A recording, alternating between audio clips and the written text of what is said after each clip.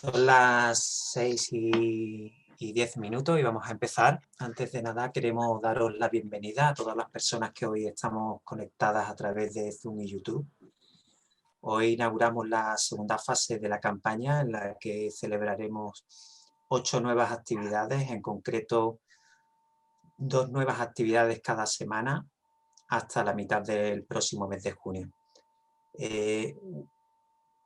Ahora, es que estaba escuchando la música todavía. Gracias, Sergio.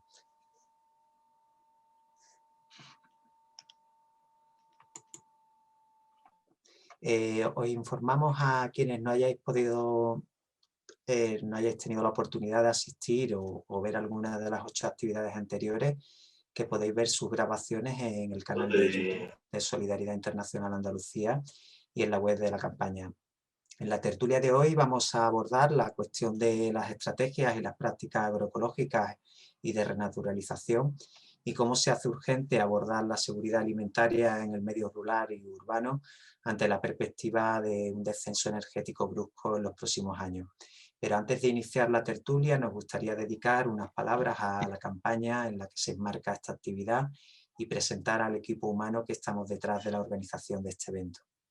Contaros que en la Organización de Andalucía Justa y Resiliente venimos trabajando activamente y de forma participativa desde el mes de enero, alrededor de unas 30 personas de todo el territorio andaluz y más de 15 organizaciones andaluzas, que la campaña cuenta con el impulso de Solidaridad Internacional Andalucía, organización en la que trabajamos las 2 personas coordinadoras de la campaña, que somos Sergio Álvarez de Neira, que hoy está a los mandos de la parte técnica. Hola, Sergio. Hola, buenas. Y Marco Rivero, quien os habla en este momento. Por otro lado, deciros que esta nueva fase de la campaña, al igual que la realizada previamente en el año 2017, cuenta con la financiación de la Agencia Andaluza de Cooperación Internacional para el Desarrollo. Muy brevemente, comentaros que la campaña Andalucía Justa y Resiliente es una campaña de sensibilización y movilización ciudadana con la que buscamos, por un lado, crear conciencia acerca del actual proceso de colapso de la civilización industrial, una vez que ya hemos sobrepasado los límites biofísicos del planeta, en particular el pico de extracción del petróleo a nivel global, y por otro lado impulsar y fortalecer la autoorganización y la movilización ciudadana para poder construir resiliencia en las poblaciones y en los territorios andaluces en este complicado escenario. Y hacerlo pues con criterios de justicia, tanto social como ecológica, desde una mirada interseccional que atienda a los distintos ejes de opresión y también una mirada que combine lo local con lo global. Toda la información de la campaña la podéis encontrar en nuestra web, andaluciaresiliente.net, y también podéis seguirnos en las redes sociales de Facebook, Instagram y Twitter, y en los canales de Telegram y WhatsApp. Ahora, antes de empezar, nos gustaría explicaros muy brevemente pues, cómo se va a desarrollar la tertulia, cómo desde el público podéis participar planteando vuestras preguntas a través del chat y presentaros a las personas que hoy van a participar. En relación con el desarrollo de la actividad de hoy, deciros que después de esta breve introducción, en primer lugar, celebraremos la tertulia con las 4 personas invitadas, que durará 1 hora y cuarto aproximadamente. Es decir, que estaremos hasta las 7:30 aproximadamente con esta tertulia. Para ello, desde el grupo Motor 2 de la campaña, que es el grupo encargado de generar espacios como este que nos permitan indagar y debatir sobre las distintas estrategias para colapsar mejor, hemos preparado 5 bloques de preguntas que lanzaremos a nuestras invitadas. Es decir, que las preguntas serán planteadas y moderadas por distintas personas a lo largo de la tertulia y que todas estas personas son integrantes del grupo Motor 2. En concreto, las preguntas serán lanzadas hoy por África. Hola, África. Hola, buenas tardes. Muy buenas. También por Eduardo. Hola, Eduardo. Hola. Muy buenas, Eduardo. También por Isma. Hola, Isma. Hola, buenas tardes. Muy buenas. Por Che. Hola, Che. Buenas tardes. Muy buenas tardes, Che. Y finalmente también por Manuel. Hola, Manuel. Buenas tardes. Muy buenas. Bueno, pues para responder a cada una de las preguntas, las personas invitadas a la tertulia tendrán unos 3 minutos aproximadamente, y para cuidar los tiempos vamos a contar con la ayuda de Fono, de Alumbra, que es la persona que nos está apoyando también al grupo motor con la facilitación de nuestras reuniones. Hola Fono, cuéntanos un poco cómo vas a cuidar los tiempos. Hola, buenas tardes. Bueno, pues sí, estaré tratando de no presionar demasiado, pero poner atención en que no nos alarguemos mucho y concretemos y vayamos al grano en esos aproximadamente 3 minutitos que podría tener cada persona para responder. ¿Vale? Tenemos como 15 minutos por bloque, 5 bloques y aproximadamente 3 minutos por persona. Ahí apareceré de vez en cuando, ¿vale? Si es necesario, igual no. Muchas gracias, Fono. Bueno, posteriormente, una vez abordados estos 5 bloques de preguntas, tendremos unos 30 minutos aproximadamente para abordar las cuestiones que queráis plantear desde el chat y que estarán recogiendo nuestra compañera Isma y Fernando. Hola, Fernando.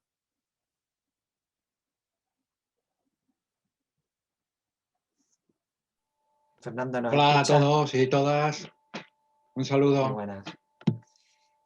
En este sentido, informaros que podéis ir escribiendo vuestras preguntas pues desde ahora, desde el inicio de la tertulia y a lo largo a través del chat. Pues bien, ya casi estamos, así que antes de empezar os queremos presentar a las 4 personas invitadas que forman un panel de lujo para abordar la temática sobre la que hoy queremos dialogar, y que no es otra que las estrategias y las prácticas agroecológicas y de renaturalización que nos pueden ayudar a hacer frente a los desafíos que plantea un escenario de descenso energético brusco en los próximos años, junto con el caos climático, a la hora de poder garantizar la seguridad alimentaria de las poblaciones, tanto en el medio rural como urbano, y tanto en el sur como en el norte global. Y para hablar sobre todo esto, hoy tenemos a Cristian Moyano. Cristian es filósofo y doctor en Ciencias y Tecnologías Ambientales por el Instituto de Tecnología y Ciencias Ambientales de la Universidad Autónoma de Barcelona. Actualmente, Cristian es el vicepresidente de la Asociación Red de Transición, que es el hub español del movimiento de Transition Towns, y es investigador postdoctoral de varios proyectos de investigación más desarrollo y miembro del Comité de Ética Asistencial del Hospital Trueta de Girona. Bienvenido, Cristian. Hola Marcos, muchas gracias a los organizadores. Un placer tenerte aquí. También hoy nos acompaña Iciar Aguirre. Iciar es ingeniera agrónoma y profesora de agroecología en la Escuela Técnica Superior de Ingeniería Agronómica de la Universidad de Sevilla. Además de experta en agroecología, Iciar es activista en la ecología social y ha sido también militante en la ecología política. Iciar en su perfil de Twitter se define a sí misma como una idealista infatigable, histórica de movimientos minoritarios y viajera entusiasta.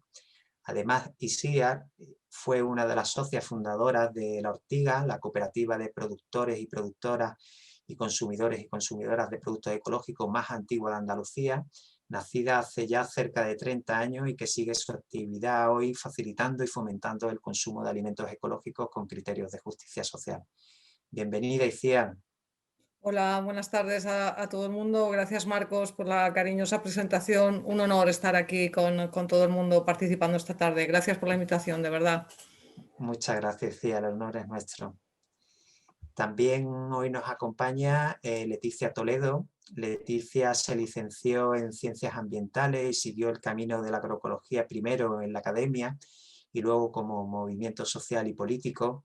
Ahí decidió colocarse en la producción en la cooperativa agroecológica La Acequia hace 16 años, y desde entonces ha estado cultivando siempre con la lógica de la autogestión y muy en relación directa a través del diálogo, el apoyo mutuo y la confianza con las personas que decidían alimentarse de sus huertas.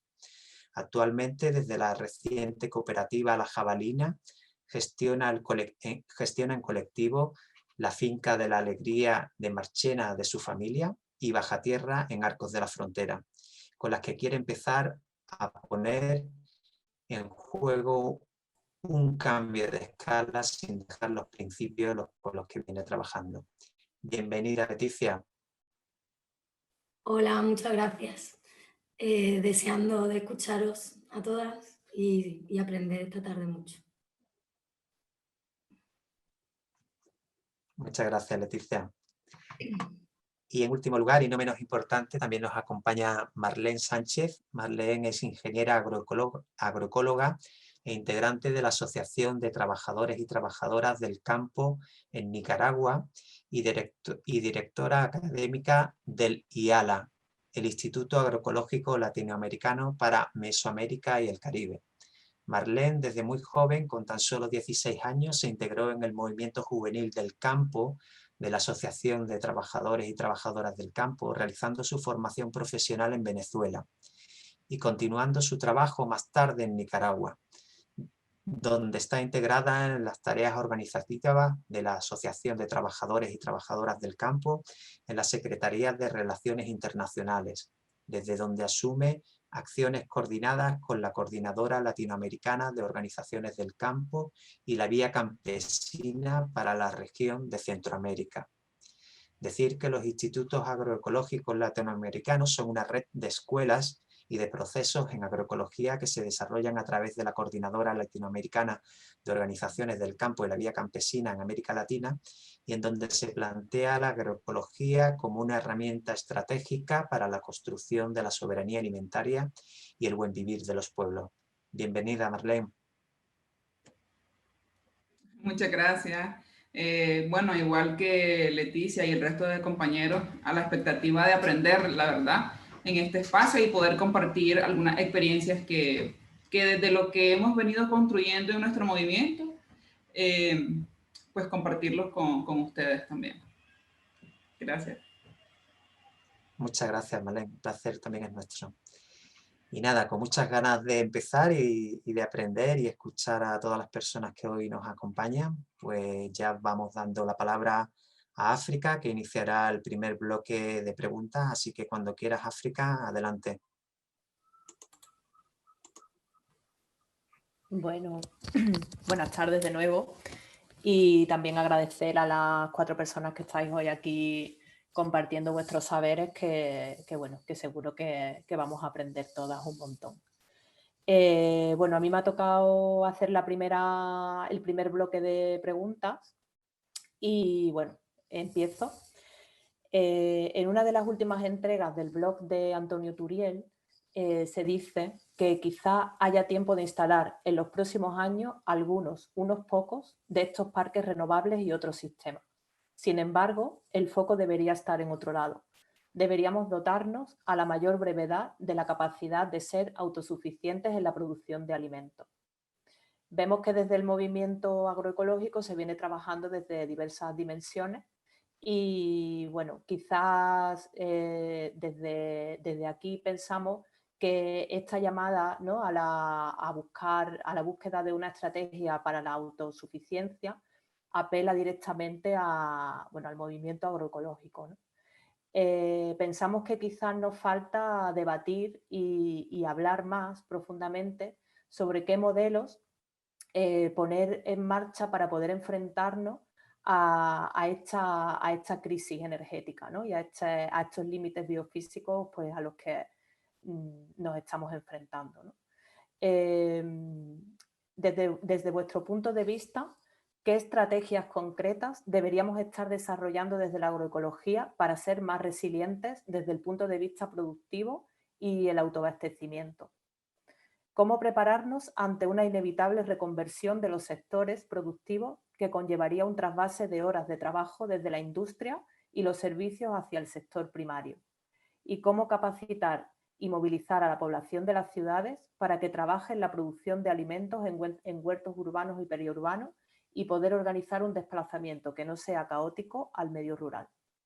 Y bueno, en primer lugar le lanzamos la pregunta a Leticia Toledo y después pues vamos interviniendo según nos vaya viniendo.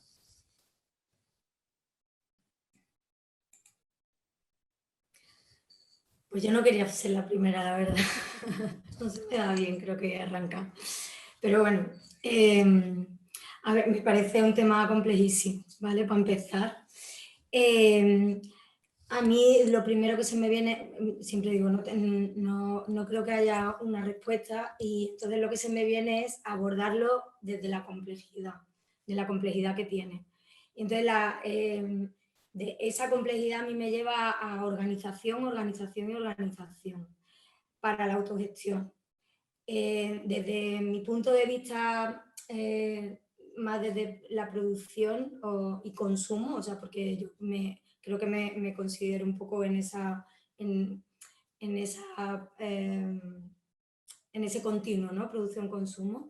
Creo que tendríamos que estar pensando en un diseño, digamos, más como bioregiones, y salir de los pequeños o grandes proyectos, pero muy pensados desde la finca, desde la producción, donde nos cargamos mucho a las personas agricultoras, ganaderas y tal, con estrategias de cambio, con modificar, que es imposible. Yo creo que podamos abordarlo con esa complejidad solas, ¿no? Entonces, creo que tendríamos que empezar a pensar, o sea, desde las habilidades, conocimientos que puedan además venir desde la ciudad, desde la universidad, desde recuperar oficios,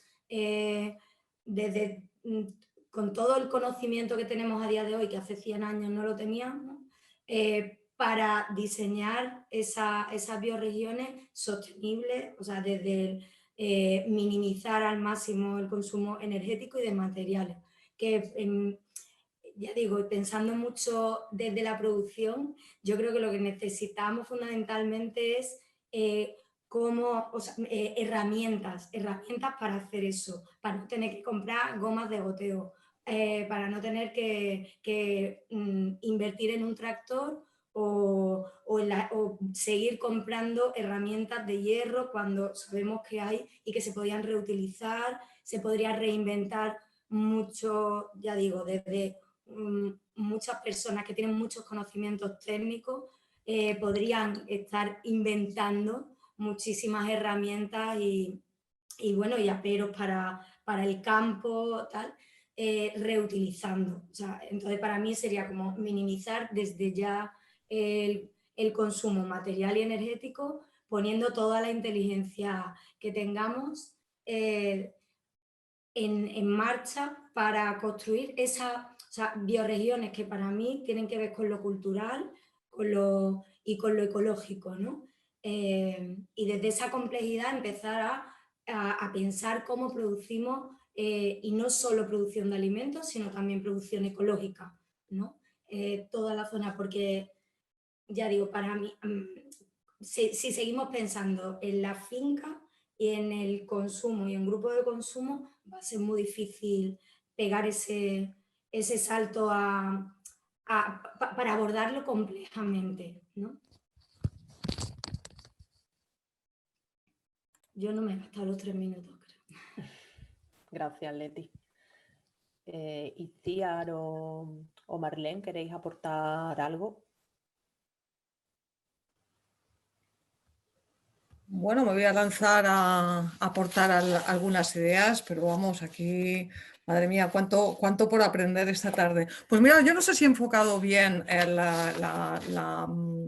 o sea, si he preparado lo que quiero decir en base a lo que vosotros queréis escuchar, ¿vale? Entonces, simplemente, bueno, me habéis obligado a reflexionar sobre un tema que tengo poco trabajado, os agradezco que me hayáis hecho reflexionar sobre esto. Entonces, quiero lanzar ideas dispersas, pero desde luego las voy a ligar entre todas. Respondiendo bueno, lo primero me sumo al 100% a lo que ha dicho Leti, ¿no? Voy a intentar construir, aportar más cosas sobre lo que ella ha dicho, ¿no? Para ir construyendo conocimiento compartido, ¿no? Bueno, lo primero, respondiendo claramente a la pregunta que has hecho, África, de estrategias desde la parte productiva para diseñar sistemas agroalimentarios más resilientes. Desde luego creo que la estrategia general, el cambio claramente tiene que ser, o sea, como enfoque general del cambio hacia lo pequeño, lo local y lo lento. Esto es lo que tenemos que hacer en un contexto de de colapso ante la carencia de energía, ¿no? Ante la no disponibilidad de la cantidad energética que tenemos hoy en día a nuestra disposición. Creo claramente que esa es la estrategia general, ¿no? Pequeño, local y lento. Eso en el sistema agroalimentario. Pero, sin embargo, creo... No sé, me hacéis pensar sobre el contexto de colapso y yo creo que en el contexto de colapso este va a ser un sector que quizá mantenga una cierta especialización en la producción de alimentos. No todo el mundo creo que se vaya a dedicar a producir sus propios alimentos. No creo que vaya a ser un contexto de autosuficiencia plena. ¿Vale? Yo creo que tenemos que ir más a un concepto de autosuficiencia conectada, un concepto que se está trabajando hoy en día mucho a nivel energético y que debemos empezar a trabajarlo a nivel del sistema agroalimentario. Y no creo que vayamos a un sistema de autosuficiencia 100% por la clara depreciación que tiene el trabajo en lo agroalimentario. Hoy en día el trabajo relacionado con el campo es el que realiza la parte de la sociedad menos valorada. Creo que la pandemia nos ha enseñado a valorar la importancia de lo agroalimentario, pero no creo que nos hayamos imbuido de esa necesaria valorización. Entonces, ante esa realidad, creo que por mucho que cambie el panorama, no creo que vayamos a una autosuficiencia 100%, ¿no? Por tanto, insisto mucho en ese concepto de autosuficiencia conectada. La depreciación está muy ligada a la dureza del trabajo en el campo. Esto no lo podemos perder de vista y no todo el mundo lo acepta como tal. Entonces, por eso insisto en que no creo que vayamos a una autosuficiencia 100%. Creo que en el contexto de colapso habrá una mínima especialización, desde luego no la que tenemos ahora mismo del mundo rural y urbano, eso va a desaparecer completamente, ¿no? Pero vamos a ir a un contexto en el que lo rural y lo urbano esté mucho más mezclado, ¿vale? Pero no todo el mundo creo que vaya a autoproducir los alimentos. Por lo tanto, tenemos que seguir pensando en estrategias de comercio local, ¿vale? De grupos de consumo ligados a determinados productores, principios de soberanía alimentaria mucho más desarrollados que lo que tenemos hoy en día. Seguro que Marlene nos puede poner mucha luz sobre todas estas cuestiones, ¿no? Que tienen mucho más desarrolladas en otros países más que en nosotros. En definitiva, creo que priorizaremos mucho proyectos de tipo comunitario, ¿vale? Donde no todos seamos productores y no todos consumidores, pero haya mucho ese papel de prosumidor. Y aparece Alfonso y me callo ya, porque iremos hablando. No, pero vete concluyendo, ahí va. Vale, pues ya está, pues yo he aportado estas ideas y iré interviniendo en otro momento. Y perdón si me he pasado del tiempo. Gracias. Gracias, Itziar. Yo creo que nos podemos quedar con las cámaras abiertas, ¿no? Las que Eso vamos iba a decir. Gracias, interviniendo. Leticia, Itziar, Marlene y Cristian, ¿no? Que pongáis vosotras la cámara y así tenemos un diálogo más humano, ya que estamos aquí con las tecnologías. Vale, pues Marlene, si te parece, que como decía Itziar, nos das como una perspectiva desde el otro lado, ¿no? Que nos parece también como pues muy interesante. Ok, está bien. Bueno, en primer lugar creo que es importante colocar en este primer círculo, en este diálogo, la agroecología desde la mirada de la vía campesina. Y esta mirada que corresponde a 200 millones de campesinos, campesinas que están en el mundo organizado, articulado y plantean la agroecología como una herramienta de lucha contrahegemónica, ¿no? Aquí estamos también hablando de que estamos frente a un sistema civilizatorio y entonces para mí es muy importante poderlo plantear aquí desde la vía campesina, que esta lucha, frente a esta lucha contrahegemónica que tenemos, es la necesidad de construir estrategias sólidas, estrategias que permitan enfrentar este sistema muy depredador y que cada vez está más globalizado. Entonces, para la vía campesina es importante desarrollar espacios para aprender y desaprender de nuestra historia como pueblo, de nuestro contexto, de nuestras luchas locales, de nuestras luchas colectivas.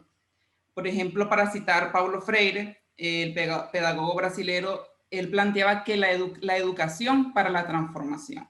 Y aquí yo quiero colocar la educación, digamos, como una estrategia, como un eje importante para seguir profundizando la agroecología. Entonces, desde lo que nosotros hacemos como Villa Campesina es la construcción de la escuela y procesos de formación política, pero también procesos de formación agroecológica a través de los institutos de agroecología latinoamericanos. Cada experiencia construida según su contexto, según su historia, según la organización de donde se construye. En América Latina nosotros contamos con una red de escuelas, son 9 centros de formación agroecológica en 8 países, entre los cuales tenemos a Brasil, tenemos a Nicaragua, tenemos Colombia, Paraguay, Venezuela, Cuba y la misma Argentina. Entonces, ¿cuál es el objetivo de estos centros? Bueno, es la preparación profesional, técnico-investigativo, pero también política en agroecología para la juventud.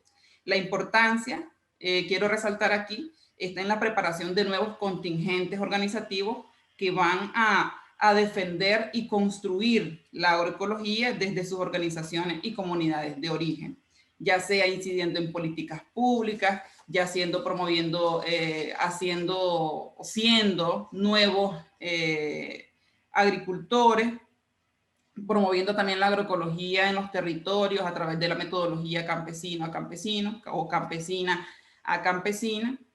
Y creo que también mencionaba lo importante que es de que estas personas, estos jóvenes preparados, puedan incidir en políticas públicas para poder transformar, que puedan respaldar esta agroecología que planteamos desde los movimientos sociales. Entonces, yo quiero darle en este momento, en este espacio, en este primer bloque, ese toque también político importante a la agroecología, más allá de la técnica y lo que podamos hacer a nivel local. Gracias. Gracias, Marlene, por traer esta parte, ¿no? También más política y más reivindicativa. Cristian, no sé si quieres aportar algo a esta primera pregunta. Sí, bueno, primero de todo, un placer estar rodeado de voces tan expertas en el tema de la agroecología y nuevamente gracias a la organización por esta tertulia.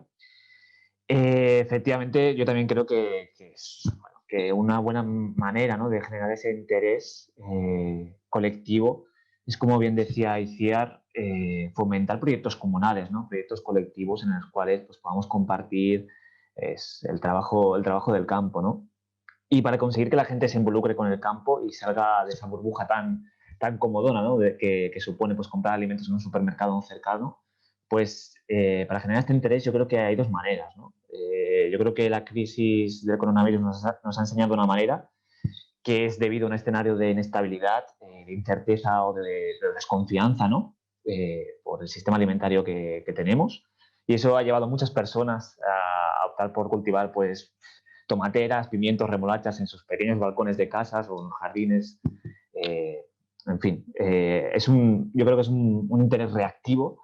Y luego estaría otro tipo de interés, que sería un interés más activo, ¿no?, y con conciencia, que creo que tenemos que trabajar poco a poco hacia ese cambio de paradigma, ¿no? Que tiene que ver con un proceso más lento de sensibilización, pero que también es fundamental, ¿no? Y aquí coincido también con lo que ha dicho Marlene, de que hay muchos tipos de actividades o de estrategias o de habilidades, ¿no?, agroecológicas, que se suelen reivindicar también desde el ecologismo, pero que es verdad que tenemos que llegar más allá, ¿no? Y hay temas que se pueden abordar más bien desde la política o desde la filosofía o desde un cambio de paradigma y de valores. Y sobre esto pues me gustaría simplemente traer a colación lo que Donella Meadows, la coautora, ¿no?, de Los límites del crecimiento, nos decía, de que un verdadero cambio sistémico no se da simplemente por cambiar nuestras acciones o desarrollar nuevas estrategias muy focalizadas, enfocadas en los síntomas, ¿no?, sino que lo que hay que hacer es abordar realmente el paradigma que está en las raíces de los problemas, ¿no?, de la crisis ecosocial que tenemos a día de hoy. Y desde la red de transición, por ejemplo, a la cual pertenezco, pues estamos detectando cada vez más la necesidad de no solo fomentar una transición exterior basada en acciones concretas, que son muy importantes, son fundamentales, pero también estamos detectando la necesidad de girar un poco también hacia la transición interior, ¿no?, hacia el cuidado y ese proceso de renaturalización interna que podemos hacer todas las personas, de una sensibilización por lo no humano y por las interdependencias que hay en el mundo, ¿no?, y cambiar un poco estos valores y esta cosmovisión. Y entonces, en este sentido, se puede generar mayor interés por estas prácticas también desde un nivel interno, pues con prácticas de ecología profunda, del trabajo que recomienda John Anesi, ¿no? Hay muchas prácticas, cada vez más, por suerte, que abordan esta dimensión más interna. Y creo que es fundamental, ¿no? Complementar estas estrategias con esta visión.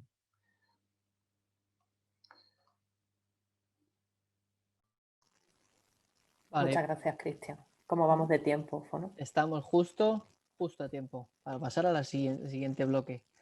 Vale. Muchas gracias, Enrica. Pues muchas gracias por la respuesta y seguimos indagando en este tema con las compañeras. Sí. Eduardo, creo que eres la persona que lleva el siguiente bloque. Hola, buenas tardes. ¿Me escucháis bien? Vale. En este segundo bloque de preguntas os vamos a pedir concretar mucho más. No vamos a hablar de estrategias generales o de planteamientos sociopolíticos, sino de cosas mucho más cercanas al manejo cotidiano de la tierra para producir y luego poder consumir alimentos, ¿vale? Y lo vamos a plantear desde un punto de vista energético. Hay un estudio del 2010 del Laboratorio de Historia de los Agroecosistemas de la Universidad Pablo de Olavide, en el que se da un dato que nos parece fuerte. El dato es que en el sistema alimentario español actual, para generar una caloría de alimento, necesitamos 6 calorías. Ese es el dato que dan en el estudio. Esto indica una ineficiencia energética tremenda para la agricultura industrial. Significa que si no hay un aporte de energía fósil externo al sistema agroindustrial, el sistema colapsa. Y esto va a suceder porque ya está anunciado que en esta presente década vamos a presenciar un muy probable decrecimiento de la energía fósil, de la producción de petróleo en concreto. Si esto es así y colapsa la agricultura industrial, nos parece muy interesante debatir, y este es un debate que no sabemos, y esperamos vuestra respuesta al respecto, si ya está en el ambiente, en el ámbito agroecológico, qué modelo de práctica agrícola concreta tiene mayor eficiencia energética ante este decrecimiento energético y el colapso del sistema industrial. Yo ponemos algún ejemplo que, por comentar un poco por dónde va la pregunta. Se habla que si volvemos a la agricultura tradicional preindustrial, la eficiencia energética es mayor. Se dice que con una caloría invertida podemos conseguir hasta 10 calorías de alimento. Eso está muy bien, una tasa de retorno energético mucho mayor que en el caso de la agricultura industrial. Se habla también de otros modelos, como pudiera ser la permacultura o la agricultura orgánica, que parece ser que consiguen tasas aún mayores, entre 20 y 40. Nosotros hemos seguido una experiencia aquí en Sevilla de un huerto de 1000 metros cuadrados organizado y montado por una ONG. Y en este huerto de 1000 metros cuadrados en permacultura, traigo el dato como un dato esperanzador, pero también para que se plantee la polémica en esta sesión, ¿no? El dato es que con 1000 metros cuadrados se produce suficiente alimento. Ellos han estado pesando los alimentos obtenidos durante varios años, suficiente alimento como para alimentar, 1000 metros, 4 personas. Extrapolando este dato, por ejemplo, a los 2 millones de habitantes que tiene la provincia de Sevilla, significaría que con un 3% del diseño del territorio de la provincia en permacultura, se alimentan los 2 millones de habitantes que tiene la provincia de Sevilla. Para mí esto sería un ejemplo, o para nosotros sería un ejemplo de alta eficiencia energética. ¿Qué pensáis sobre este tema? La primera pregunta sería, ¿se está abordando esta cuestión de qué modelo ante un decrecimiento energético presenta unas eficiencias más altas? Tendríamos que estar discutiendo sobre estos modelos y en segundo lugar, ¿qué prácticas y manejos pensáis que pueden ser más interesantes de acuerdo en relación con esta cuestión? Ya os digo, vamos a concretar un poquito más el tema. Yo o nosotros invitaríamos a Itziar que sea la primera en atacar la cuestión, un poco polémica. Venga, pues sin miedo me lanzo. Claro que sí, voy a entrar a la polémica absolutamente, sin ningún problema. Vamos a ver, bueno, lo primero contestando a la primera parte de la pregunta, si se está trabajando este tema. Bueno, yo pienso que la agroecología, uno de los temas que tiene más trabajado es precisamente el de la eficiencia energética. Creo que hay algunos números encima de la mesa, has citado el trabajo de Manolo González y de Juan Infante. A quien no lo conozca, estáis preguntando en el chat, bueno, pues estaría muy bien si alguien consigue una referencia, si no, yo lo tengo. En algún momento que me desconecte un poco, pues pongo el enlace para que lo leáis. Pero este trabajo lanza unos datos como los que apunta Eduardo, que son duros de aceptar, pero a mí me gustaría destacar de este trabajo un dato muy concreto, y es que de toda la energía que se consume en el sistema agroalimentario, solamente entre la cuarta y la quinta parte se consume en el proceso productivo. Es decir, que para reducir el consumo energético del sector agroalimentario es imprescindible que toquemos el aspecto del transporte, de la transformación de alimentos, de la conservación de alimentos, ¿vale? El envase, ¿vale? Todos estos aspectos. Entonces, no tenemos que hablar solamente de producción, ¿vale? Tenemos que hablar de todo lo demás, porque hablando de todo lo demás conseguiríamos reducir, ya os digo, a la cuarta o a la quinta parte el consumo energético, porque solamente entre el 20 y el 25% del consumo energético del sistema agroalimentario viene de la parte productiva. Entonces, también esto nos ayuda a situarnos. Cuando hablemos de las prácticas agrícolas, solo estamos incidiendo en la cuarta parte del consumo energético, ¿vale? Así que fundamental, imprescindible, cuestionar todo lo relacionado con lo que no sea la producción de alimentos. La producción de alimentos es imprescindible para nuestra supervivencia, pero el que venga envasado con un plástico, de verdad, creo que es muy fácilmente que lo cambiemos. Eso por una parte. Luego, por otra parte, si se está trabajando en los modelos. Bueno, a mí este trabajo de Sevilla, de los 1000 metros cuadrados para alimentar 4 personas, de verdad, Eduardo, me gustaría mucho verlo para discutir conjuntamente con vosotros sobre los resultados, ¿vale? Sencillamente por ver cómo se ha planteado, porque yo creo que no podemos hacer una a la población de la provincia de Sevilla, porque aquí hay un cuestionamiento fundamental y es la disponibilidad de agua según las zonas, ¿vale? Entonces, a lo mejor no necesitamos el 3% si esa huerta está con disponibilidad de agua elevada y necesitamos más superficie, pero de todas formas, insisto mucho, tenemos que hablar sobre modelos. Y yo una idea que siempre lanzo en muchos foros, Eduardo, y sabes que lo hago, es que si entre todas las propuestas alternativas de la agricultura no somos capaces de encontrarnos bajo un mismo paraguas, algo estamos haciendo mal. Porque me siento a discutir desde la propuesta agroecológica con la permacultura, con la agricultura orgánica y con el Sum Corda, cualquier tipo de propuestas técnicas y sociales y con las reivindicaciones políticas que nos pone Marlene encima de la mesa. Quiero callarme por dar pie a otros participantes. Espero haber contestado un poco a las dos polémicas que me has puesto entrando a saco, ¿no? Como sabes que me gusta hacer, ¿no?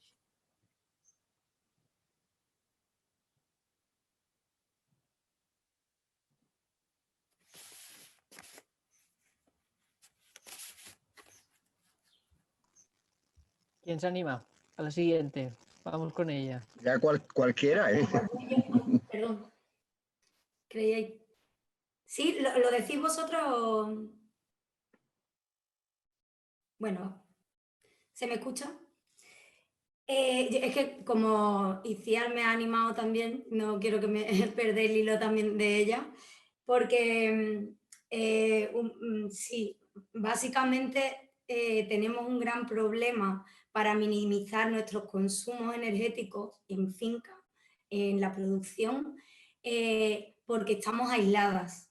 O sea, como decía Itziar, solo en el transporte, incluso para grupos de consumo, incluso siendo muy local, necesitamos muchísimos movimientos para muy poca producción, para alimentar a muy poco. O sea, estamos alimentando 200, 300 personas, pero sin embargo el consumo energético que hacemos solo en transporte para mover esa verdura es altísimo.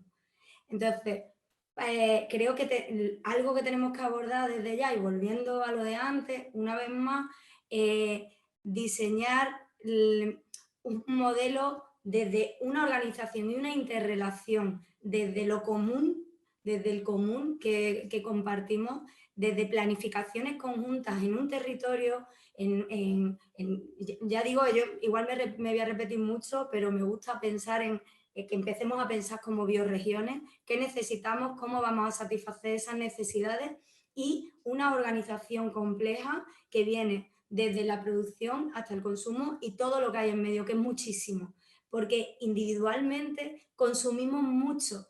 Y vuelta un poco a lo que decía antes, se nos carga mucho, tenemos mucha sensación de no poder abordarlo con lo importante que es, porque no podemos individualmente abordarlo. Esto tiene que partir desde una visión colectiva.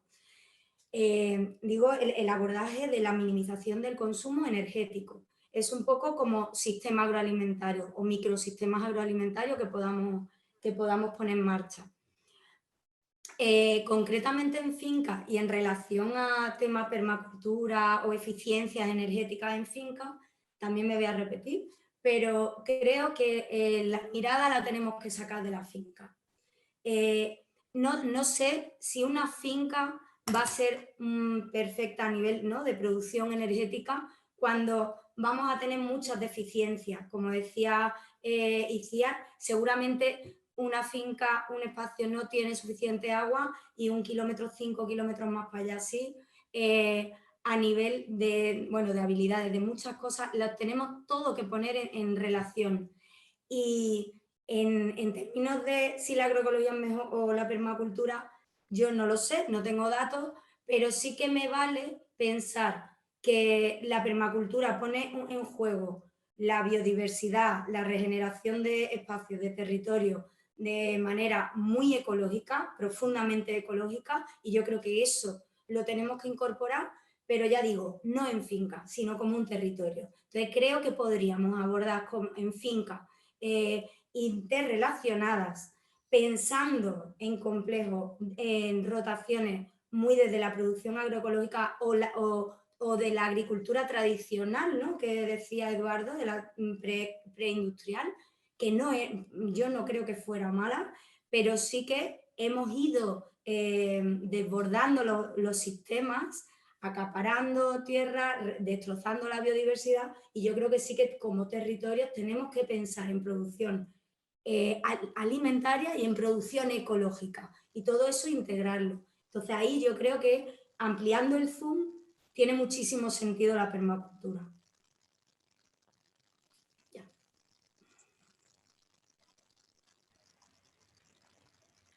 Bien, un poco yo quiero plantear que, bueno, nosotros desde la agroecología, y creo que para los compañeros y las compañeras que están acá en el grupo, estamos claros, ¿no?, que la agroecología aborda como tal esta eficiencia energética. Yo quiero un poco colocar en este punto que es importante volver la mirada al campo, y tiene parte de lo que planteaba Leticia, no como la finca solamente, no como productora, como individuo, sino como algo colectivo, como organización, como territorio. Y en este sentido, volver esa mirada sobre esas necesidades que estamos teniendo el campesinado, los productores pequeños, los finqueros, como nosotros le llamemos en nuestros lugares, y posicionarla, esta agricultura campesina, sea con agroecología, sea con permacultura, sea con agricultura orgánica, pero posicionarla como esta forma, como un modo de poder enfriar nuestro planeta, ¿no? Eso es muy importante, y con la capacidad de alimentarlo. La misma FAO coloca que esta agricultura que nosotros llevamos a cabo con estos distintos enfoques produce más del 70% de los alimentos que está consumiendo la población. Entonces, ¿con qué? Con las propias prácticas tradicionales, con la misma conservación de su semilla, con las mismas técnicas que han producido quizás en muchos años, el manejo de los suelos que han tenido y que aún se conservan a pesar del avance de la revolución verde esta de 1940. Entonces es muy importante, aprender también de estos distintos enfoques, pero bajo la lógica de que de la construcción de esa agricultura sana con justicia social, sea permacultura, sea agricultura biointensivista, sea agricultura biodinámica y sea agricultura orgánica y los distintos enfoques que han surgido actualmente. Para nosotros es muy importante el componente de la justicia social porque también vemos que hoy en día, o sea, este sistema ha acaparado la misma agroecología, la misma agricultura orgánica y que ha puesto en los niveles más altos de acceso a estos productos orgánicos y quienes tienen más acceso no son las personas que están en condiciones de pobreza o niveles de pobreza extremos. Entonces, para nosotros es importante este componente de que debe ir acompañado con justicia social desde los diversos enfoques que se pueda tener esta agricultura campesina, familiar. Sí, bueno, añado algo también. Está claro que uno de los grandes retos que tenemos por delante es el de alimentar a una población creciente, asumiendo pues la situación de colapso, ¿no? Que cada vez es más grave que estamos teniendo. Y ante este objetivo de hacer esta cuadratura del círculo, pues por supuesto, yo creo que es fundamental también fomentar una transición al consumo de proteínas vegetales, ¿no? En vez de animales, dado que su eficiencia energética es muy superior a los productos cárnicos. Y ya enfocándonos, como decía también Itziar, no solo a nivel de producción, sino a nivel también de transporte. No es lo mismo transportar pues, todo un conjunto de cerditos, de vacas, de ovejas, que transportar unos tomates, ¿no? Aunque siempre igualmente, por supuesto, hay que girar hacia lo local, ¿no? Y coincidiendo también pues, con Marlene, ¿no? Yo creo que la eficiencia energética, por supuesto, es fundamental a la hora de diseñar nuestros sistemas alimentarios, pero no tiene que ser la única piedra de toque. Hay otros valores en juego que hay que tener en cuenta, como la justicia social, ¿no? O como valores que vayan más allá de una mirada antropocéntrica, que en el fondo la eficiencia también busca pues, alimentarnos a todos de manera sostenible, buscar ese desarrollo humano que dure en el tiempo, ¿no? Pero que hay también de los valores de los otros animales, ¿no? De los vegetales también, cómo pueden florecer. No todo vale, ¿no? Para lograr esa eficiencia, entonces hay que tener en cuenta otros valores que también dialoguen con ese propósito de buscar la eficiencia, como fuese la justicia social o incluso una justicia interespecífica, ¿no? Que vaya más allá del propósito de desarrollo humano por el desarrollo humano.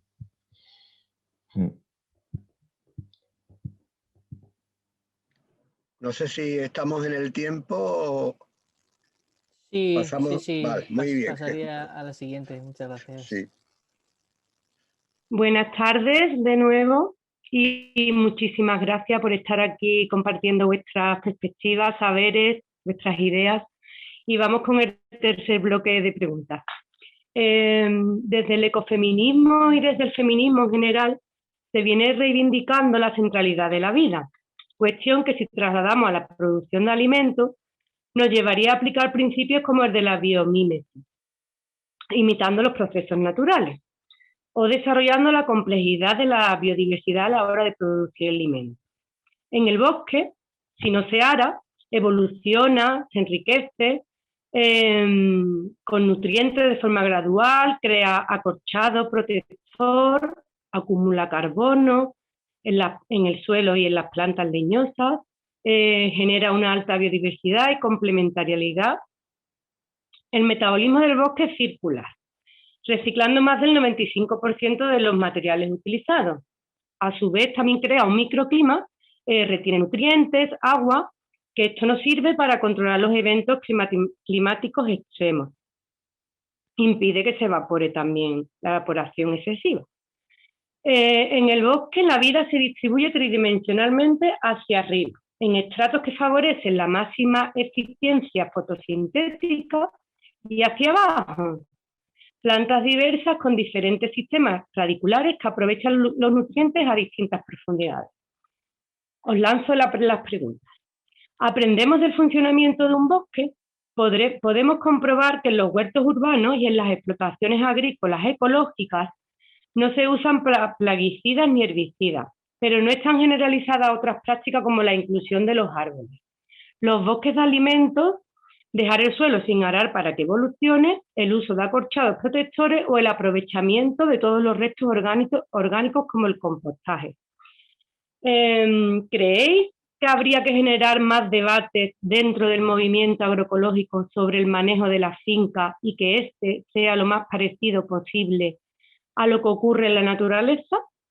¿Qué dificultades creéis que suelen tener los proyectos agroecológicos para desarrollar este tipo de manejo? ¿Qué otras prácticas creéis que son fundamentales para el desarrollo de una agricultura que ponga la vida en el centro y que nos permita enfrentarnos a una posible situación de inseguridad alimentaria generalizada?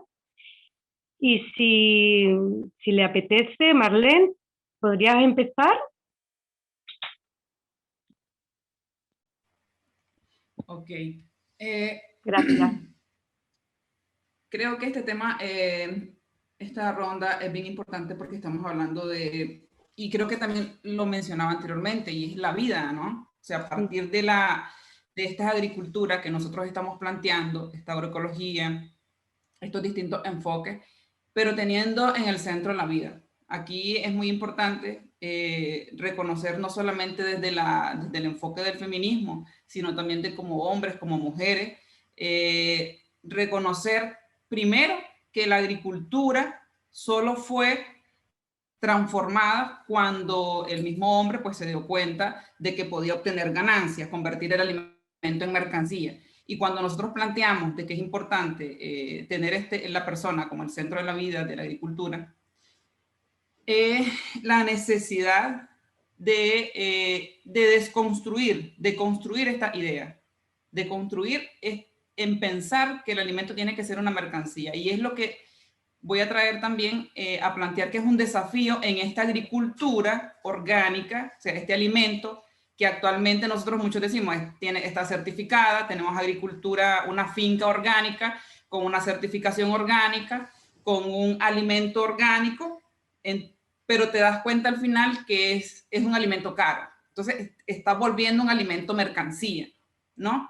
Entonces, planteamos nosotros desde nuestra perspectiva en esta agricultura campesina la necesidad de nosotras las personas como centro de la vida, más allá de pensar en el alimento como una mercancía, en donde no todos vamos a tener acceso en ese actual sistema que lo está impulsando así, esta revolución verde de ahora, esta revolución de la agricultura orgánica de ahora, ¿no? En donde siempre seguimos poniendo el alimento como mercancía. No tenemos justicia social, no hay soberanía alimentaria, no tenemos seguridad alimentaria. O sea, para el consumidor no hay seguridad alimentaria y mucho menos para el productor no tiene soberanía porque no está decidiendo qué va a producir, con qué va a producir, porque también hay un mercado de bioinsumos, por ejemplo, hay un mercado de semillas orgánicas, hay un mercado en donde vos podés distribuir tu alimento. Entonces no hay soberanía. Entonces, ¿qué tipo de agricultura nos estamos planteando? ¿Qué tipo de agroecología nos estamos planteando? Entonces, es muy importante este debate, pensar en nosotros como personas. Gracias, Marlene. ¿Quién sigue? ¿A quién le apetece? Leticia, por ejemplo.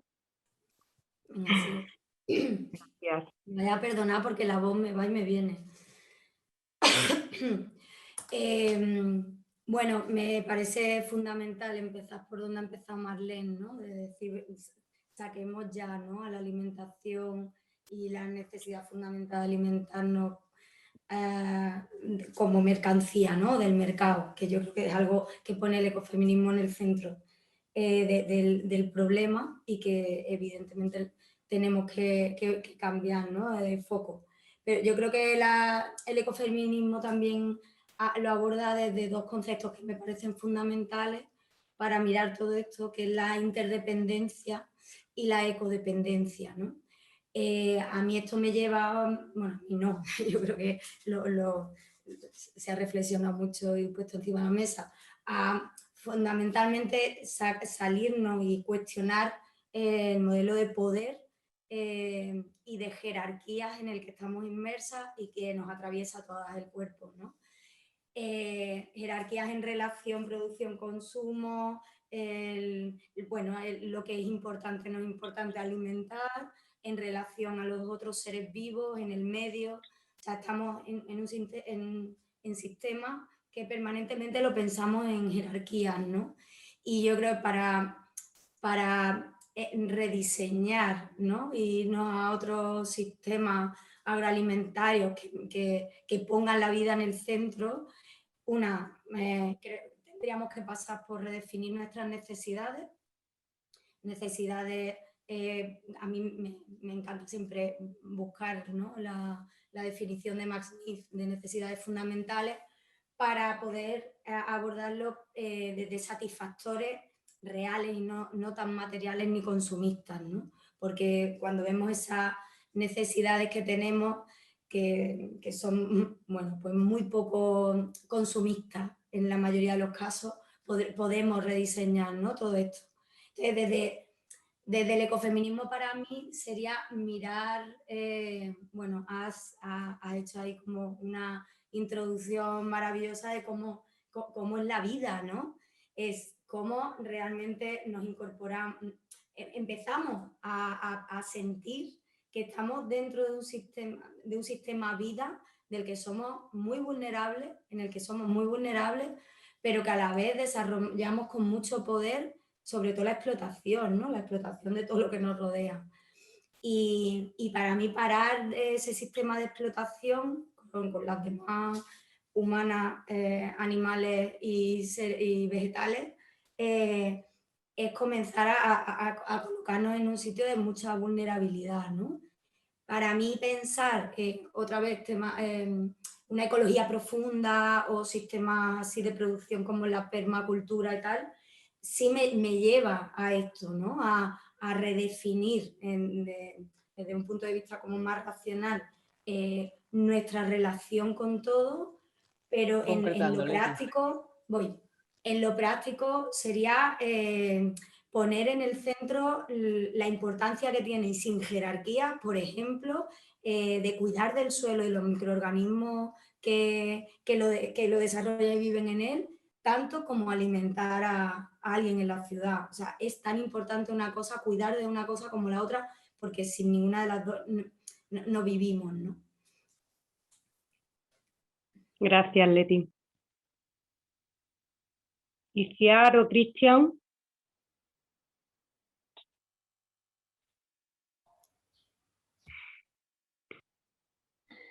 Me lanzo yo mismo. Sí.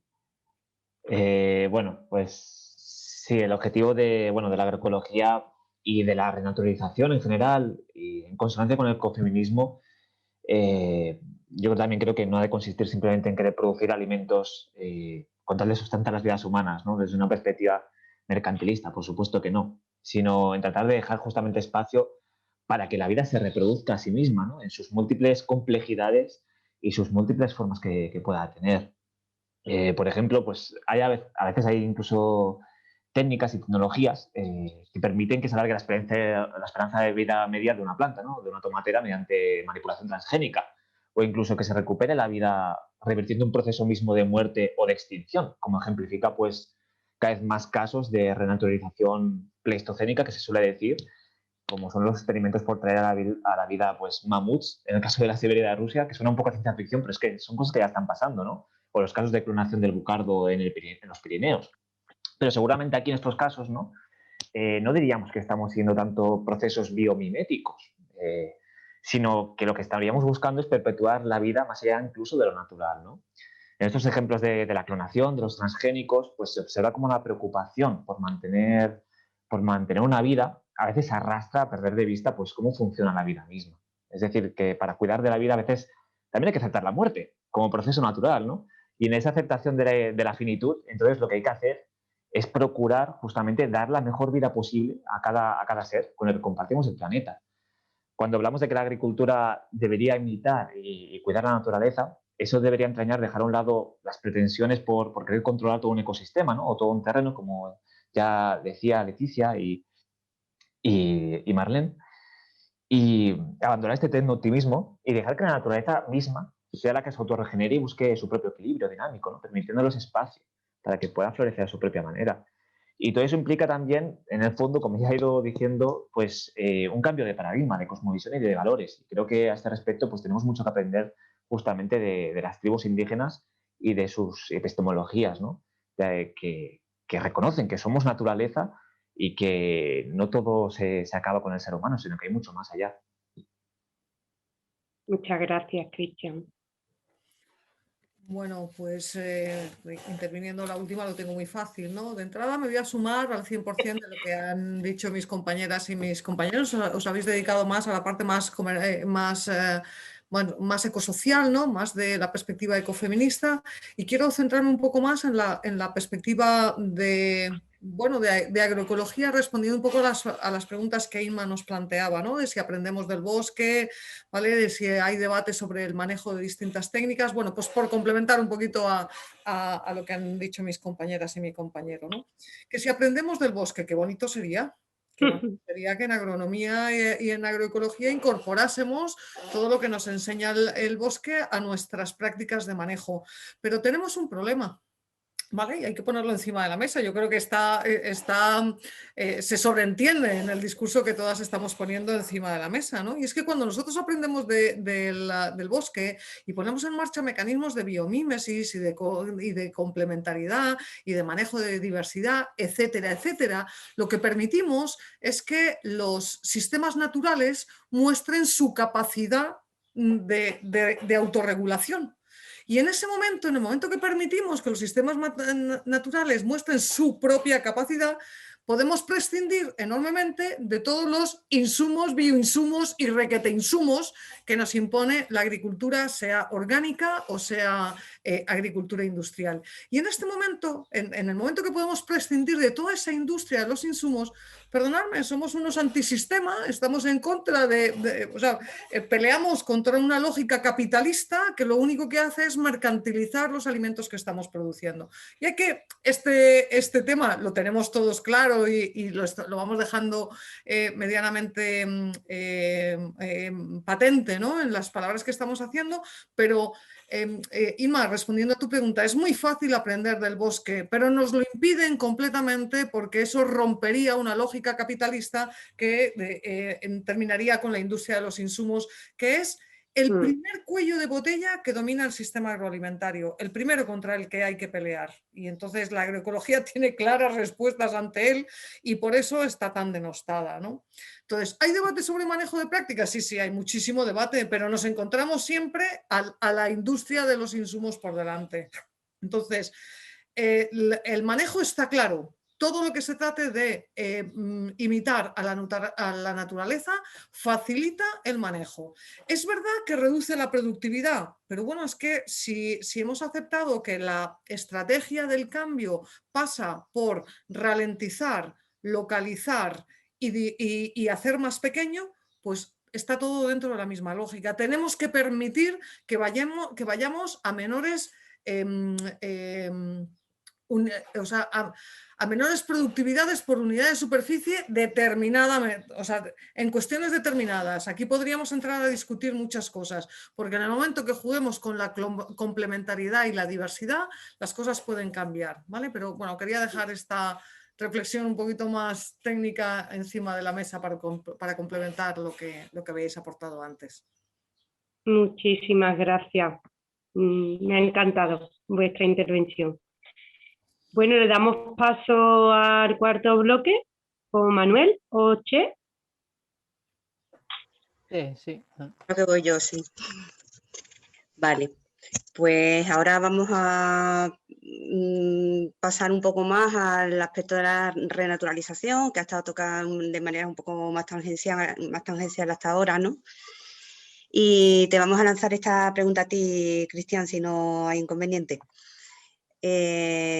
Nos vamos a centrar de alguna manera en lo que sería pues la degradación de los suelos, ¿vale? Y bueno, los impactos de toda la actividad humana en los entornos y los territorios, ¿no?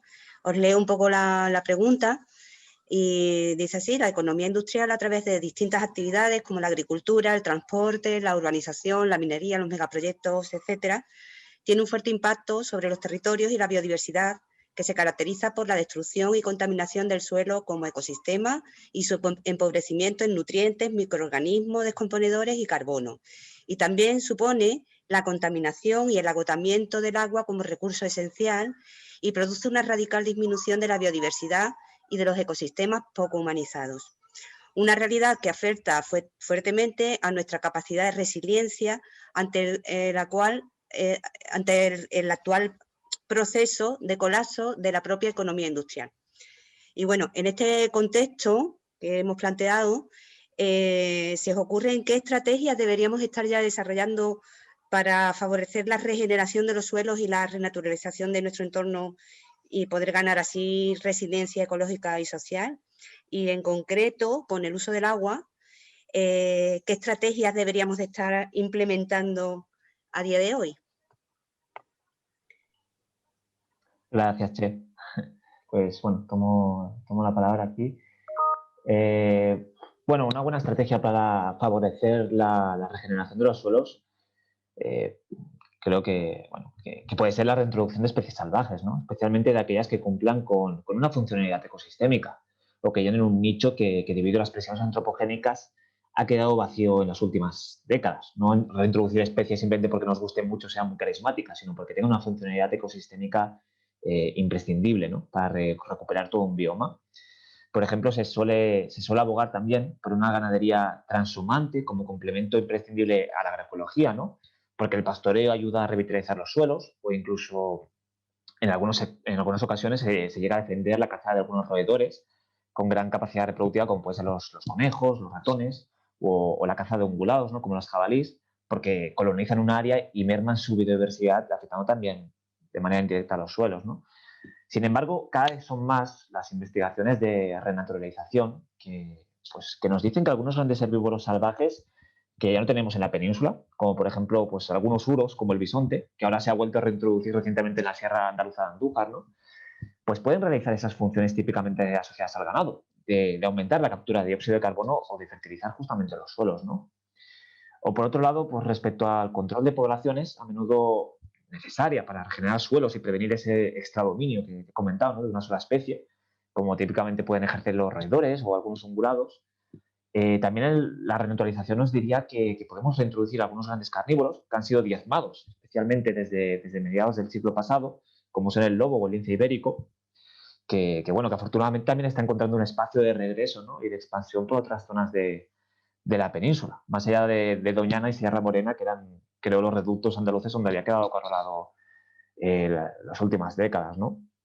Y respecto, eso por un lado, respecto a cómo la agroecología puede mejorar el uso del agua, aunque el tema se me escapa aquí un poco, y le daré la palabra enseguida a mis compañeras, yo entiendo que aquí hay que tener en cuenta pues, dos factores, ¿no? Por un lado, preservar la mayor cantidad posible de agua, que es fundamental, y por otro lado, además, asegurar una buena calidad de agua. Son dos factores que no siempre van correlacionados, ¿no? Y lo comento porque a menudo se suele afirmar que un paisaje forestal con una gruesa masa arbórea pues limita justamente la cantidad de agua que pueda acumularse en el subsuelo o que pueda transportarse por los ríos. Un bosque de alimentos, por ejemplo, ¿no? Como tipo más representativo, pues por lo general devuelve más agua a la atmósfera a través de la evapotranspiración que un ecosistema donde predominen, por ejemplo, pastizales o matorrales, ¿no? Es decir, que los bosques y la evaporación de las hojas de los árboles reducen la precipitación que puede permear en las aguas freáticas, ¿no? Y con ello reducir el caudal de los ríos. Entonces hay que tener en cuenta qué queremos priorizar, porque no siempre es posible todo, ¿no? Aumentar la cantidad de agua y a la vez mejorar la calidad de agua. En cambio, un sistema agroforestal pues, sí que concede, por lo general, unas mayores filtraciones de agua y la purifica más de diversas maneras, ¿no? Entonces, quería traer sobre la mesa también este punto de que el sistema es muy complejo a la hora de hablar sobre cómo mejorar los usos de los suelos y también de cómo mejorar el agua disponible que queramos disponer. Supongo que hay muchos estudios concretos sobre zona que hay que realizar previamente a establecer lo que sea. Leticia o Marlene o Isiar, ¿nos comentáis vosotras vuestra perspectiva sobre estas preguntas? Sí, yo, como decís, habrá muchísimos estudios de cómo captar agua, ¿no? En zonas, como hay zonas captadoras, otras zonas más consumidoras, ¿no? Sobre todo pensando en acuíferos, ¿no? Yo creo que sí que tenemos que salir de la lógica todo a través de los pantanos y los regadíos para agricultura, pensado desde ahí, ¿no? Desde esa política del agua nefasta que se ha llevado. Pero sí que nos vamos a encontrar con un gran problema de sequías y de agotamiento, como en todos los territorios aquí en Andalucía, de agotamiento de sobreexplotación de los acuíferos por agriculturas, por supuesto, muy intensivas, pero como decíamos antes, en nuestros sistemas, microsistemas, estamos consumiendo poca agua. Yo tengo muchas dudas. A veces pienso que gastamos mucha agua y otras después pienso que consumimos poquísima y que eso tampoco es positivo para el suelo.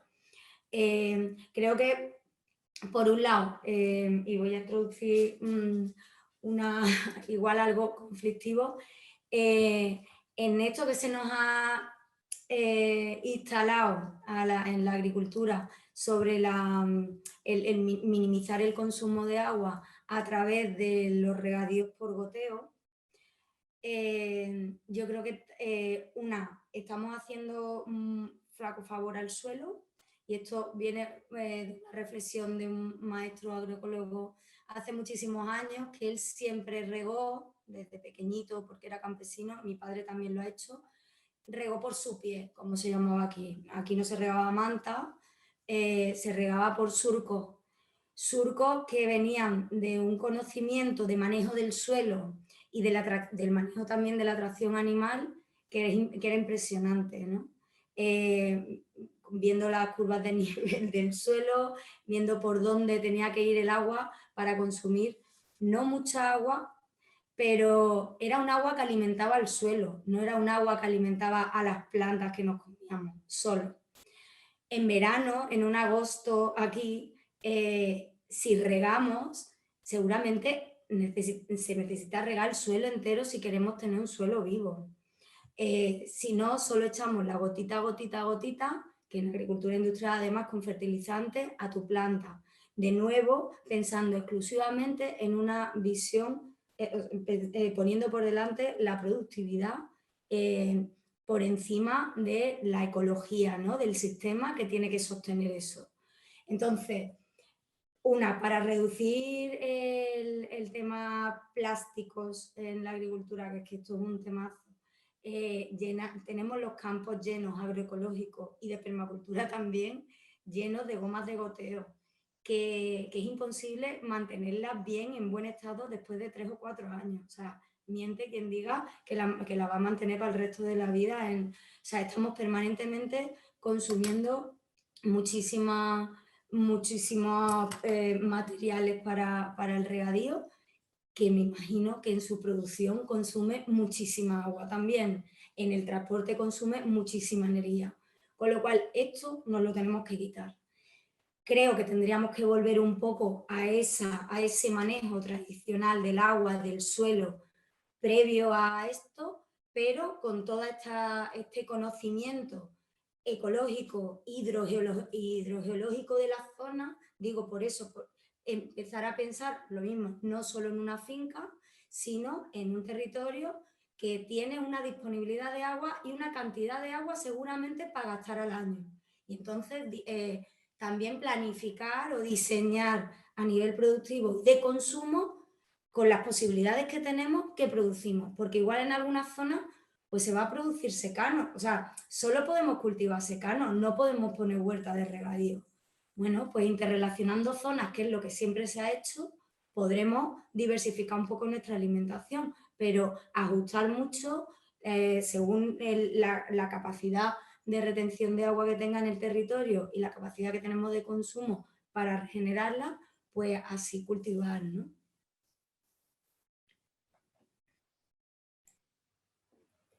Yo lo que voy a aportar va un poco en la línea de Leti, por eso me he abierto el micro directamente, ¿vale? No sé, Marlene, querías intervenir tú y me he colado. ¿No? A ver, yo quería seguir un poco con el razonamiento que está poniendo Leti encima de la mesa, ¿no? Bueno, estrategias para regeneración de los suelos, ¿no? Pues Leti ha puesto unos elementos claros encima de la mesa que quiero insistir sobre ellos. A ver, una manera de unir la regeneración de suelos con la mejora del manejo del agua, sin ningún lugar a dudas está bastante trabajado esta cuestión, es aumentar el contenido de materia orgánica de los suelos. Porque la materia orgánica de los suelos permite esponjar los suelos y por lo tanto almacenar mayor cantidad de agua. Simultáneamente, el tener mayor cantidad de materia orgánica en los suelos da de comer a los microorganismos del suelo que pueden diversificar la fauna presente en el suelo y por lo tanto hacer los sistemas agroalimentarios más resilientes y más independientes frente a esa industria de insumos que hemos dicho, sean orgánicos, sean convencionales o sean lo que sea. Así que la clave está en dar de comer a los microorganismos del suelo lo que comen, y los microorganismos comen materia orgánica, le guste o no le guste a los convencionales, ¿vale? Así que las técnicas son muy claras, ¿no? Entonces, una técnica de regeneración de suelos es el aumento de la materia orgánica, que también con eso ponemos un mecanismo de biomímesis, imitamos al bosque, no sé, es una técnica muy clara y sin embargo bastante poco practicada, porque queráis o no, trabajar con materia orgánica del suelo, compostar, etcétera, es una tareita más que añadimos a los trabajos agrícolas. Entonces es un trabajo muchas veces bastante cuestionado. Y desde luego algo que hay que cuestionar claramente es la extensión de los regadíos. O sea, la extensión del regadío que tenemos hoy en día, pues como comentaba Leti, ¿no? Toda base de riego por goteo y unas dotaciones mínimas pero suficientes como para limitar el agua disponible para otros usos, ¿vale? Está eso sobreexplotando unos suelos que tienen otra vocación de manera natural. Entonces hay que recuestionar la política del regadío que se ha llevado estos últimos años a cabo, ¿no? Bueno, yo creo que esto puede ligar un poquito distintos conceptos. Ok. Bueno, un poco aportar en relación a que me parece importante en la introducción de la pregunta reconocer, ¿no?, quién es el responsable de la destrucción de estos suelos, porque sería también como bien fregado que sepamos quiénes son los que están destruyendo y asumamos la responsabilidad nosotros como pequeños. Entonces, primero, allí es importante eso, reconocer quiénes son los responsables y también hacer una acción, una estrategia frente a ese sector que lo está haciendo. Entonces, desde nuestro territorio, sobre cómo incidimos, qué incidencias tenemos para hacer, digamos, tal vez sobre las legislaciones para cambiar esa realidad, en primer lugar. Y en segundo lugar, comparto plenamente con lo que ya planteaba la experiencia de Leticia, con lo que planteaba la profesora, le voy a decir, que he aprendido mucho con ella, Itziar, sobre el tema del suelo, ¿no? Y de hecho la agroecología está basada en principios, pues principios y técnicas que nos ayudan a comprender nuestros agroecosistemas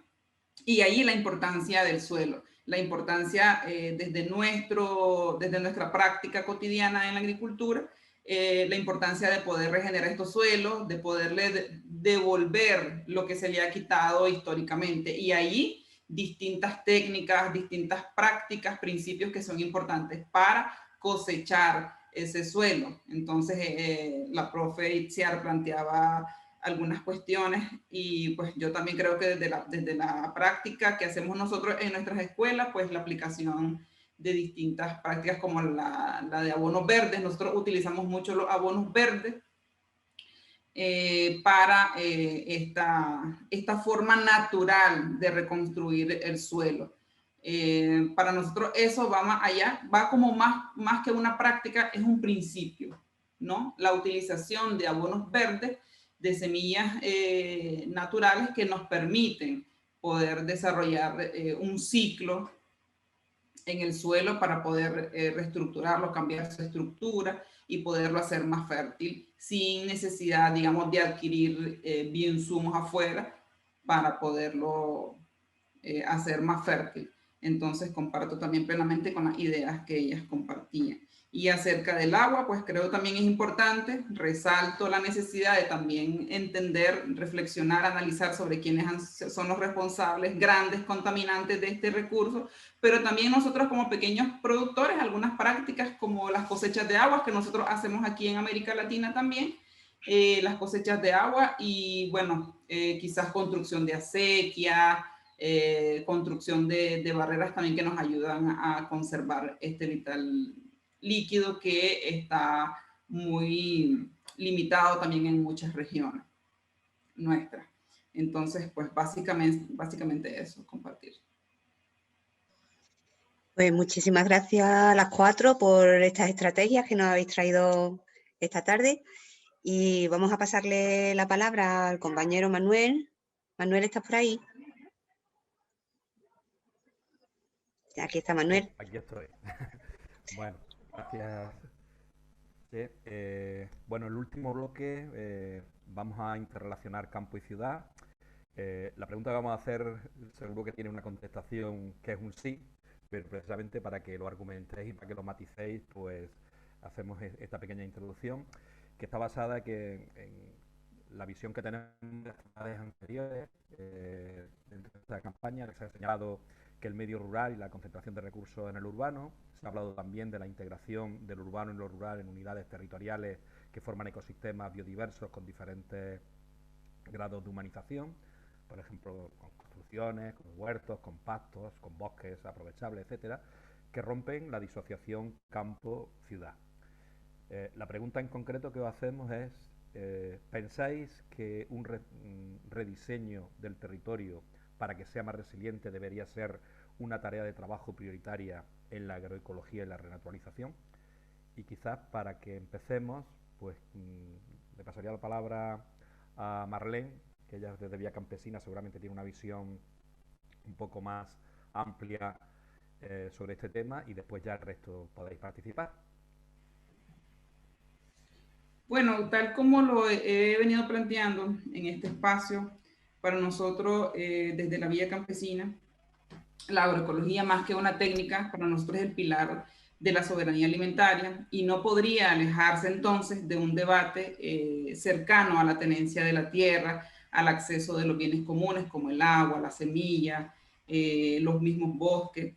Entonces, sin medios para desarrollar la agroecología es imposible siquiera tener seguridad alimentaria. Para nosotros es muy importante este tema del acceso de la tierra, de poder tener gobernanza sobre nuestros territorios. Incluso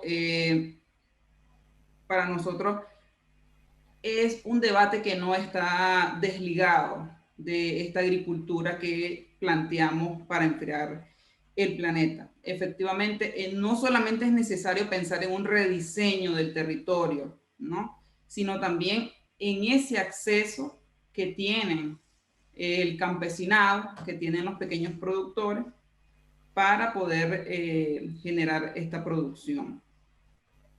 Entonces, sí, desde lo que nosotros planteamos como banderas de lucha, planteamos el tema de la reforma agraria. Para tener agroecología es necesario también pensar en la reforma agraria. Y la reforma agraria integral, esta reforma agraria que en otros lugares puede plantearse sencillamente como el acceso a la tierra. Entonces, esto está muy, muy ligado. Para nosotros es muy importante este tema y para dignificar la vida en el campo. No es viable hablar de una agroecología sin pensar en el acceso a los medios, no solamente de la tierra, sino también a políticas públicas que garanticen estos medios que están en la tierra, en la semilla, en los mismos créditos que necesitan los pequeños productores, la educación, la asistencia técnica que se necesita en el campo para poder dignificar el medio rural. Entonces nosotros enfocamos esta discusión en ese sentido. Gracias, Marlene. Cristian, desde la visión de la renaturalización. Sí, bueno, dentro del ámbito de la renaturalización y en relación a cómo rediseñar, ¿no?, el territorio y encarar esta dicotomía de campo-ciudad, a nivel conceptual suelen proponerse dos estrategias generales. Una es la de land sharing o uso de tierras compartidas, ¿no?, que consiste justamente en esta visión que estáis comentando, de que deberían diluirse las fronteras entre los espacios rurales y urbanos y conectar más a ambos. Y la otra visión también es la del land sparing o uso diferenciado de tierras, que consiste en la visión contraria de intensificar los procesos humanos en un área delimitada, ¿no?, a fin de liberar justamente más espacio, teóricamente, para un medio natural donde la influencia humana sea mínima. Yo creo que sin duda pues, deberíamos apostar por la primera estrategia, especialmente siendo conscientes de un mundo tan interconectado como el que tenemos, ¿no?, y que ya se ha ido diciendo desde varios puntos de vista. No tendría sentido proteger con sumo cuidado unos vergeles, ¿no?, unos campos, unos bosques de alimentos de una zona determinada si estamos deteriorando los ecosistemas circundantes, ¿no? Y además las ciudades pues, siguen contaminando enormemente y contribuyendo al calentamiento global, emitiendo gases de efecto invernadero y enormes cantidades de residuos. La renaturalización pues, ha de darse de manera conjunta, ¿no? Y aunque sea una estrategia que arranque siempre a nivel local, para que funcione de manera sostenible y coherente, ha de fomentarse también a nivel global, sumando esfuerzos entre todas las iniciativas que puedan haber. Por mucho que renaturalicemos una determinada parcela o extensión de varias hectáreas, si no hay corredores ecológicos o los terrenos que la rodean son infértiles y carentes de biodiversidad, ¿no?, pues menos especies acudirán y contribuirán al florecimiento de aquello que plantemos, porque se estarán cortando algunas interdependencias básicas que ponen en riesgo su desplazamiento hasta nuestra parcela, ¿no? Por eso la renaturalización ha de darse no solo en los campos de cultivo, sino por supuesto también en los medios urbanos. Y como decía al principio de la tertulia, también incluso a nivel interno en nosotros mismos, ¿no? Ahora bien, es verdad que la visión de compartir la tierra, que suena muy bonito, la idea de land sharing, ¿no?, con la cual siento indudablemente más afinidad, también tiene sus desafíos que tenemos que tener en cuenta. Y es que si renaturalizamos ciudades y difuminamos un poco esa frontera con el medio rural, entonces, si por un acto de negligencia humana o por un accidente, que pueden pasar, se provoca un incendio, ¿no?, la zona que arda probablemente vaya a expandirse más y a causar mayores impactos directos sobre las personas y sobre las demás especies.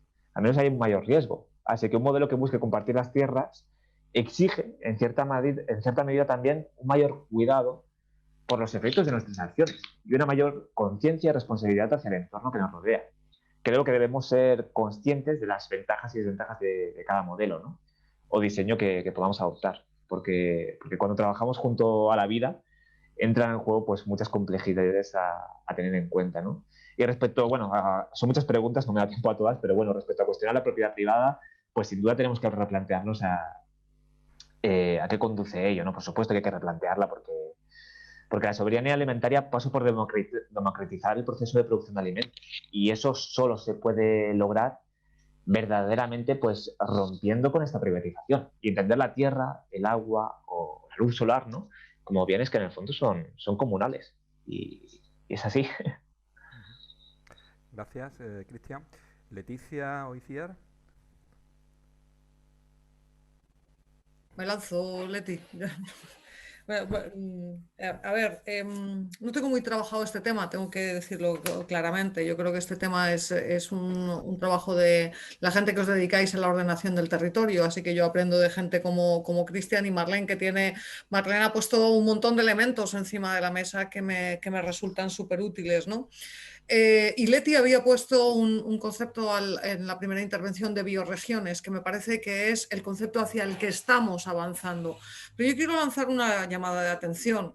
Cuando la política agraria comunitaria, la actual PAC, habla de bioregiones, ojo, perdonad, seguro que no estamos hablando de lo mismo, ¿vale? Entonces, mucho cuidado porque nuevamente este concepto va a ser coaptado, ¿vale?, por el pensamiento neoliberal, ¿vale? Y las bioregiones se caracterizan en función de las productividades de las parcelas. Entonces, aquí estamos hablando de otra cosa, ¿vale? Entonces, cuidado con este concepto, ¿vale? No vayamos a caer en lo mismo que la sostenibilidad.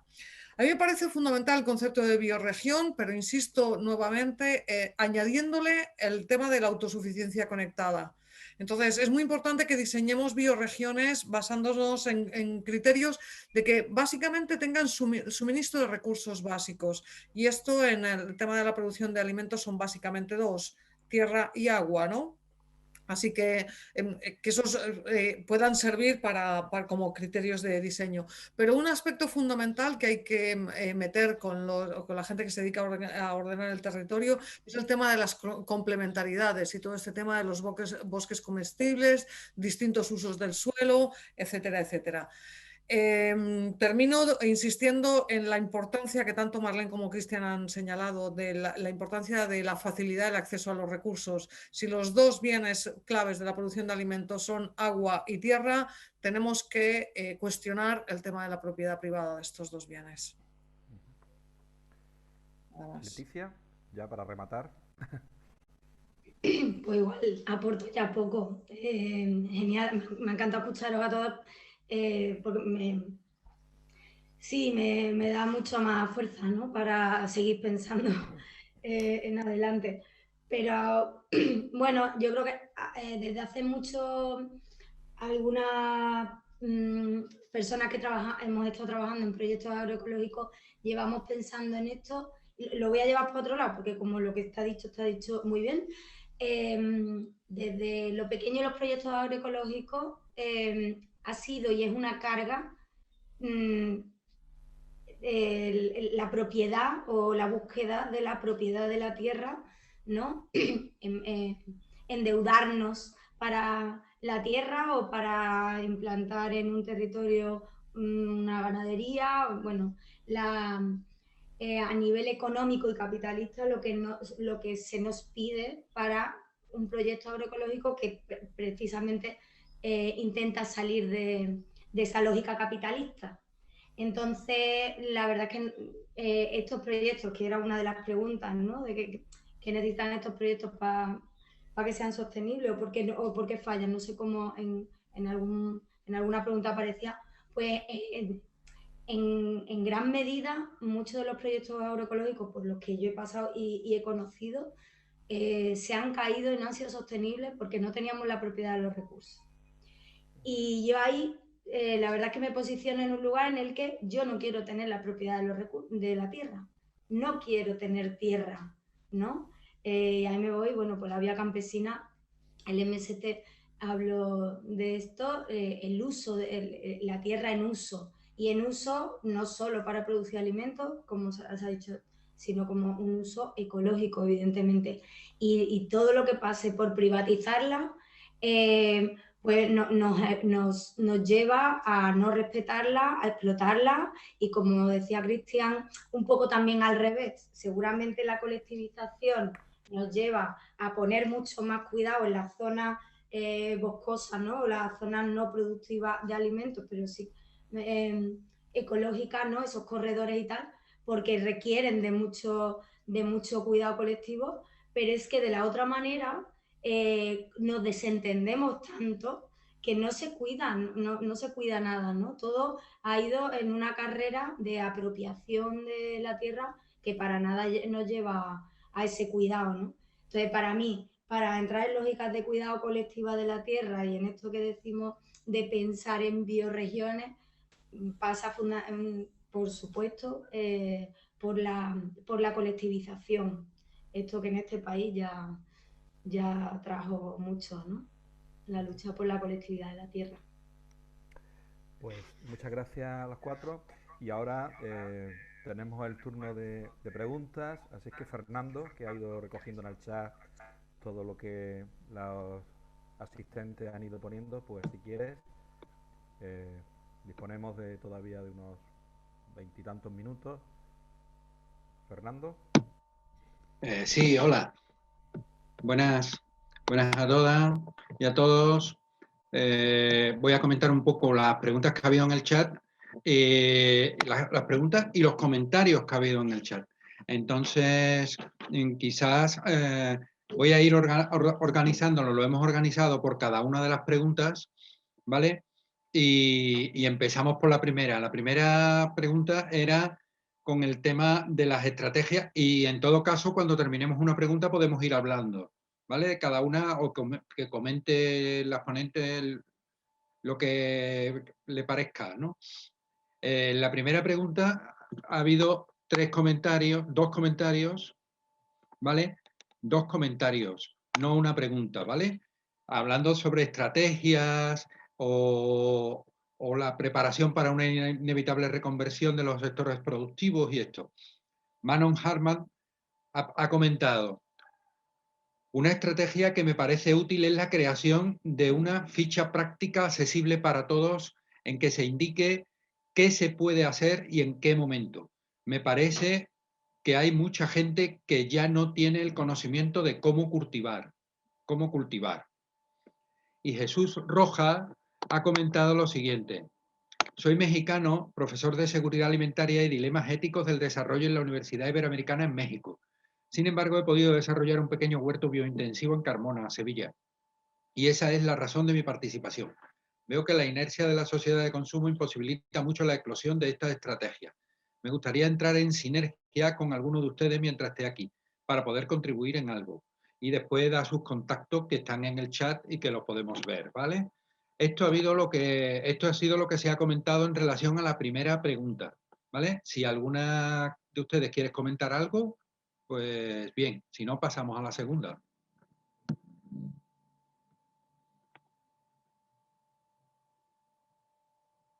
Me voy a animar solo a una cuestión que aborda el tema del conocimiento, ¿no? No tenemos el conocimiento. Sí que se comentó la necesidad de la educación, ¿no? de ir a las escuelas o generar nuestras propias escuelas también y demás, pero bueno, es algo que se ha hecho desde las universidades rurales y así, la importancia de poner en el centro el conocimiento campesino. O sea, algo que nunca se ha estudiado en las universidades no se va a estudiar, y el conocimiento ahora mismo es tan importante y se va a perder como no hagamos algo. Conocimiento asociado a las semillas, la multiplicación de variedades y de adaptación de las variedades locales en los cultivos, conocimiento de las razas tradicionales, de los manejos tradicionales no intensivos y demás, también conocimiento ancestral en ese sentido, y el conocimiento de manejo del agua. Y me animo ahí al tema de la atracción animal, que eso sí que es que está a puntísimo de perderse, y es que vamos a tener que volver a los animales, sí, o si no, nos deslomamos los humanos y creo que no vamos a querer, ¿no? Entonces, rescatar conocimiento seguramente poniéndonos a hacerlo, ¿no? Ya no tanto desde la formación.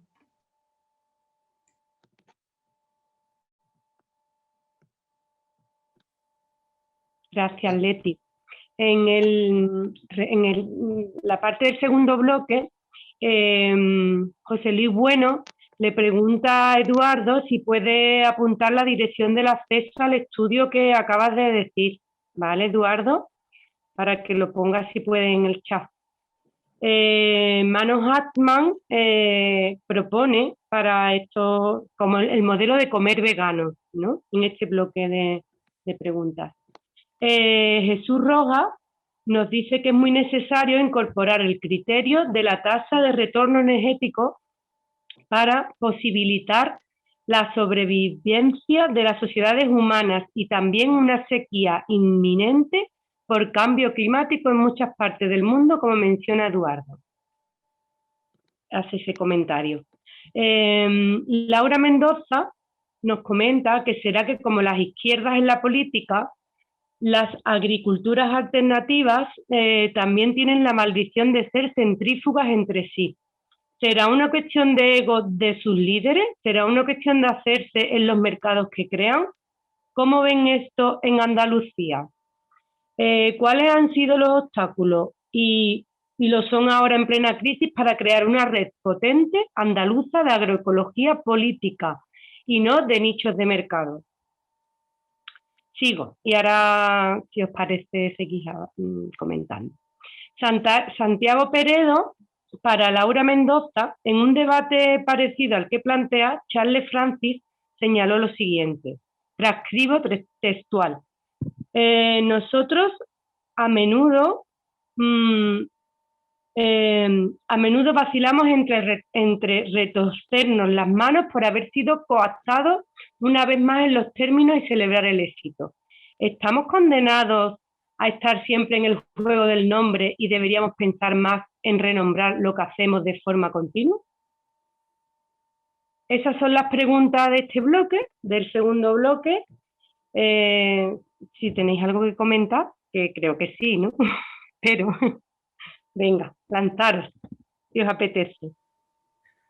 Bueno, a mí me ha gustado mucho estas reflexiones que se han puesto en el chat y creo que tienen que nos obligan a reflexionar. Yo soy gente de las que bueno, me gustaría pararme a reflexionar sobre esto e intentar contribuir a que en Andalucía hagamos algo diferente. ¿Por qué no está funcionando? Pues alguien dice, ¿no? Una red de experiencias agroecológicas con principios de ecología política por detrás. Bueno, mirar, yo tengo que decir que ha habido muchos intentos, bueno, las que tenemos visión histórica como yo, ¿no? Que ya soy abuela cebolleta, ¿vale? Puedo decir tranquilamente que ha habido muchos intentos de poner en marcha distintas iniciativas, pero no funcionan. Y no funcionan porque están basadas en la voluntariedad, en el voluntarismo y, como siempre, en las actividades de activistas que militamos en 27 cuestiones, ¿no? A todas os pasa lo mismo, ¿no?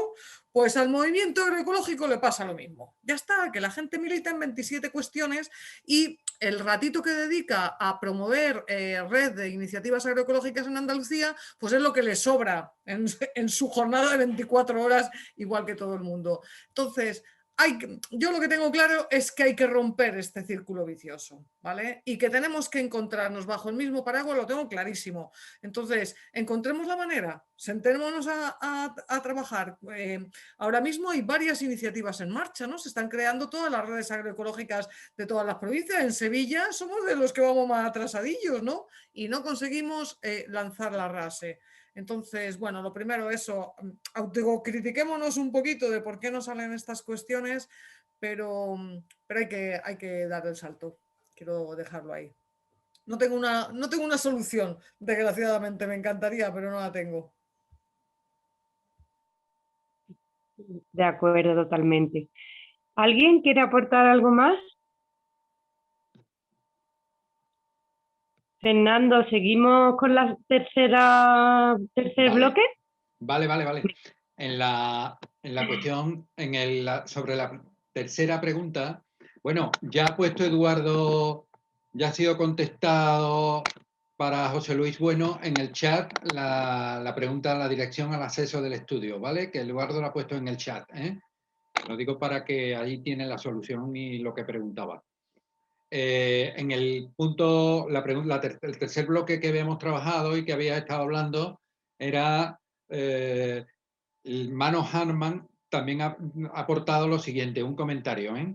Pienso que es también muy importante la educación, ya que me doy cuenta que la mayoría de la gente aún no tiene idea que está llegando la inseguridad alimentaria. Pues sensibilizar a la gente a los beneficios de hacerlo diferente, como copiando la naturaleza en proyectos agroecológicos. Eso es lo que propone Manon Hartman después de escucharos o a la vez que os escuchabas, ¿vale? Y hasta aquí ha sido la aportación en la pregunta número 3, ¿vale? Vale, seguimos con el bloque número 4 del tema del uso del agua y la regeneración de los suelos. Jesús nos hace una pregunta planteando si cambiar el paradigma agroalimentario para posibilitar estrategias de sobrevivencia ante el colapso energético de la sociedad de consumo industrial implica una decolonización del imaginario social para transformar a los consumidores de productores consumidores. ¿Consideran si es posible que esa decolonización se dé a tiempo en Andalucía o en general en España y que podría suscitarla? Manon Hartman nos pregunta también qué estrategias deberíamos ya estar desarrollando, y él mismo contesta crear microorganismos efectivos. Otra pregunta que hace Manon, ¿qué estrategia deberíamos estar ya? Otra vez, perdón, se ha copiado lo mismo. No, es que a la misma pregunta vale. también hace otra aportación. Ahora, vale, perdón, no la había visto así. Ya existen bastantes maneras de captar agua del aire. Las universidades de Delft y Leiden en Holanda han desarrollado elaborado sistemas, creando bosques comestibles en zonas secas, desérticas, como por ejemplo el sistema Grofkit. Se puede generar bosques comestibles y diversos para que la naturaleza crea de nuevo la humedad. Información interesante sobre lo que dice Itziar sobre alimentar el suelo con material compostable se encuentra con David Trott de Witty Gardner. Sí que es una tarea extra, como dice Itziar, pero un paso muy importante. Esas son las preguntas de este bloque, del cuarto bloque. ¿Qué nos decís? Del cuarto y del quinto, ¿eh? Del cuarto y del quinto, porque en el quinto no ha habido aportaciones ni preguntas sobre todo. O sea, que estas son las preguntas que hay sobre regeneración y renaturalización. Dale, Cristian. Sí, nada, muy brevemente y a nivel quizá más filosófico, ¿no? Porque, bueno, a nivel de estrategias estoy documentando algunas y bueno, yo diría que respecto a lo de la pregunta, ¿no? De si estamos a tiempo, ¿no? En Andalucía, en general en España, de poder aprender estas acciones, ¿no? De cómo evitar el colapso, o eso parece que se intenta decir en este tipo de comentarios. Yo tengo un mensaje, bueno, yo diría un mensaje positivo y uno negativo, ¿no? El negativo es que yo no creo que es que podamos evitar el colapso, yo creo que es que ya estamos colapsando, ¿no? Y creo que es un poquito el marco ya de estas jornadas que estás organizando, ¿no? De asumir que es que ya estamos colapsando y ahora lo que se trata es de colapsar justamente mejor, ¿no?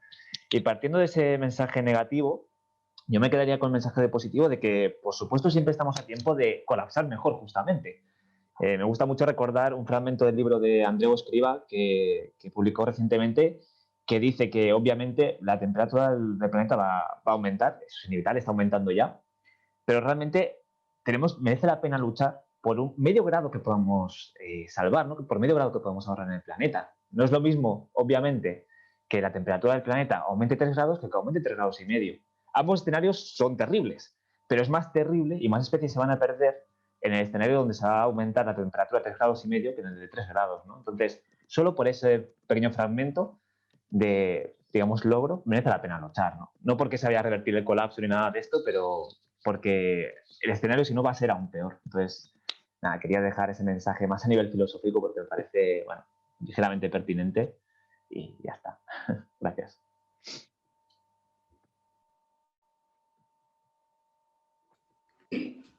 Bueno, a mí también en relación a esto, ¿no? Si estamos a tiempo para esa decolonización, ¿no? Que lo expresaba así, ¿no? Esa decolonización, además, en cuestión de la alimentación. Yo no sé si estamos a tiempo, pues, como dice Cristian, es que ya estamos donde estamos, o sea, en una transición a no se sabe dónde, o lo sabemos mucho, pero es algo bastante imparable. Para mí es importante definir cómo queremos vivir en este tiempo, lo que vamos a ir aprendiendo para, como en la naturaleza ocurre, intentando adaptarnos, o sea, para ir equilibrando según nos venga, como ocurre en la naturaleza, o sea, sin más. La racionalidad que nosotros le ponemos, igual no se lo ponen otros seres, es con lo que contamos, y esa racionalidad seguramente nos pueda llevar para unos lugares, pero para otros que son, bueno, a donde estamos ahora. Para mí tiene que ver, o sea, dónde nos colocamos individualmente y colectivamente tiene que ver con la justicia, o sea, de esta transición hacia donde vayamos, por lo menos que lleguemos a cierta justicia ecológica, o sea, social y ecológica, y otra, bueno, las vidas, que todas son importantes, pues como dice alguna compañera, que nos merezca vivirlas, ¿no? Entonces, para mí esto es fundamental y por eso tenemos que estar planteando cambios, ¿no? Y responsabilizándonos también de dónde estamos.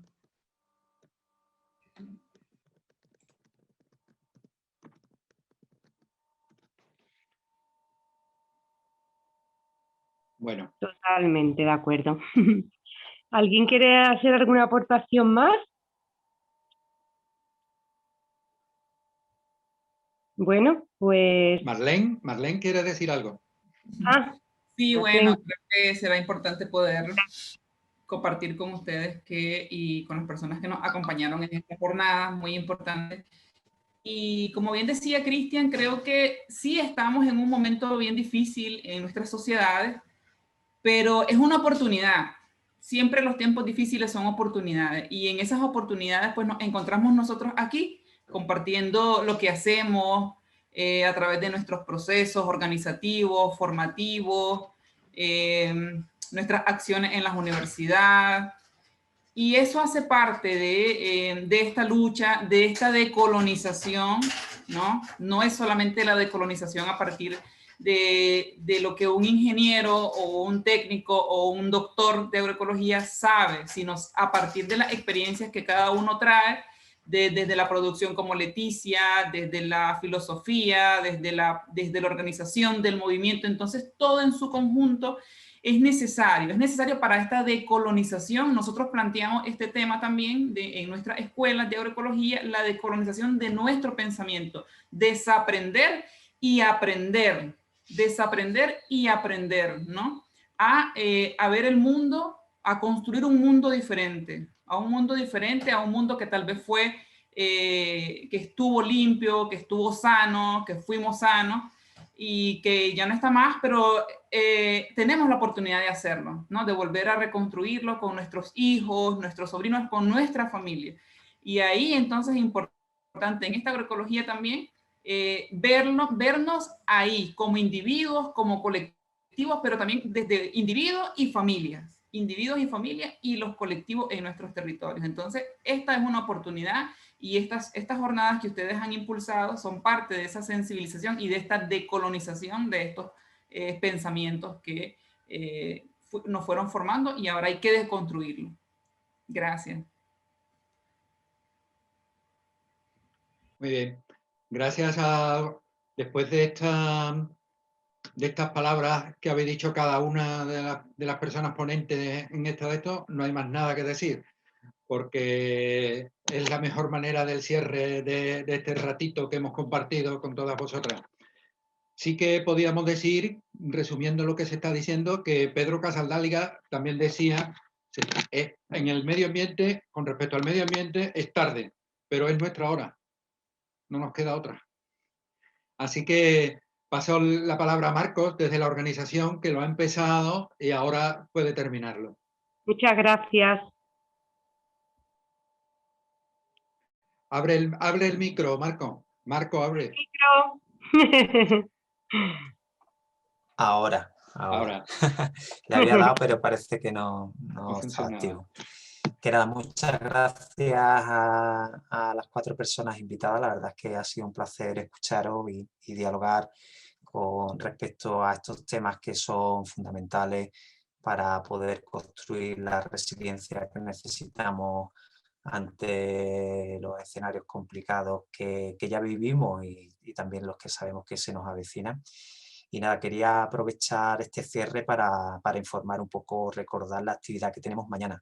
Mañana tenemos otra tertulia virtual muy interesante, conectada también con la que hemos tenido hoy. En concreto se titula El mundo rural andaluz ante el colapso de la civilización industrial. Y para ello contaremos también con otras 4 personas, que también muy interesante para hablarnos sobre todo esto.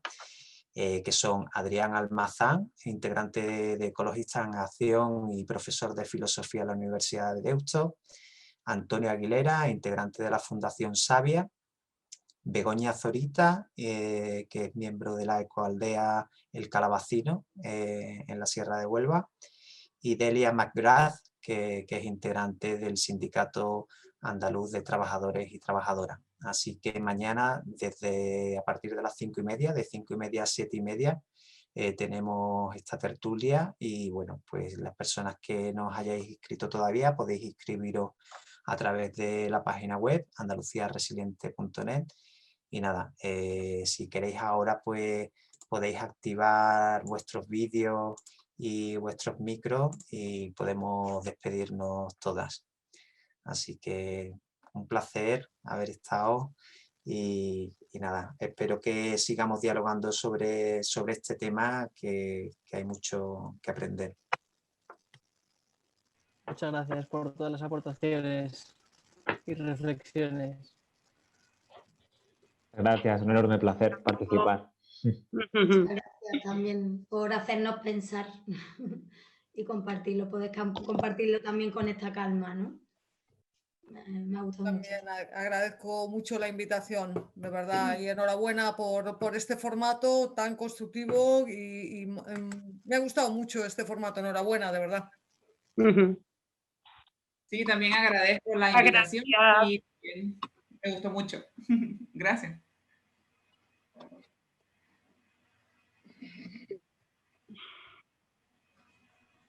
Bueno, decir que hemos sido en algún momento hasta 55 personas y que bueno, se ha estado emitiendo también por YouTube y la grabación va a quedar ahora activa en YouTube, así que si os metéis en el canal de Solidaridad Internacional Andalucía podéis ya coger el enlace y compartirlo con quienes veáis oportuno. Bueno, pues nada, muchas gracias. Besito. Gracias. Hasta pronto. Gracias.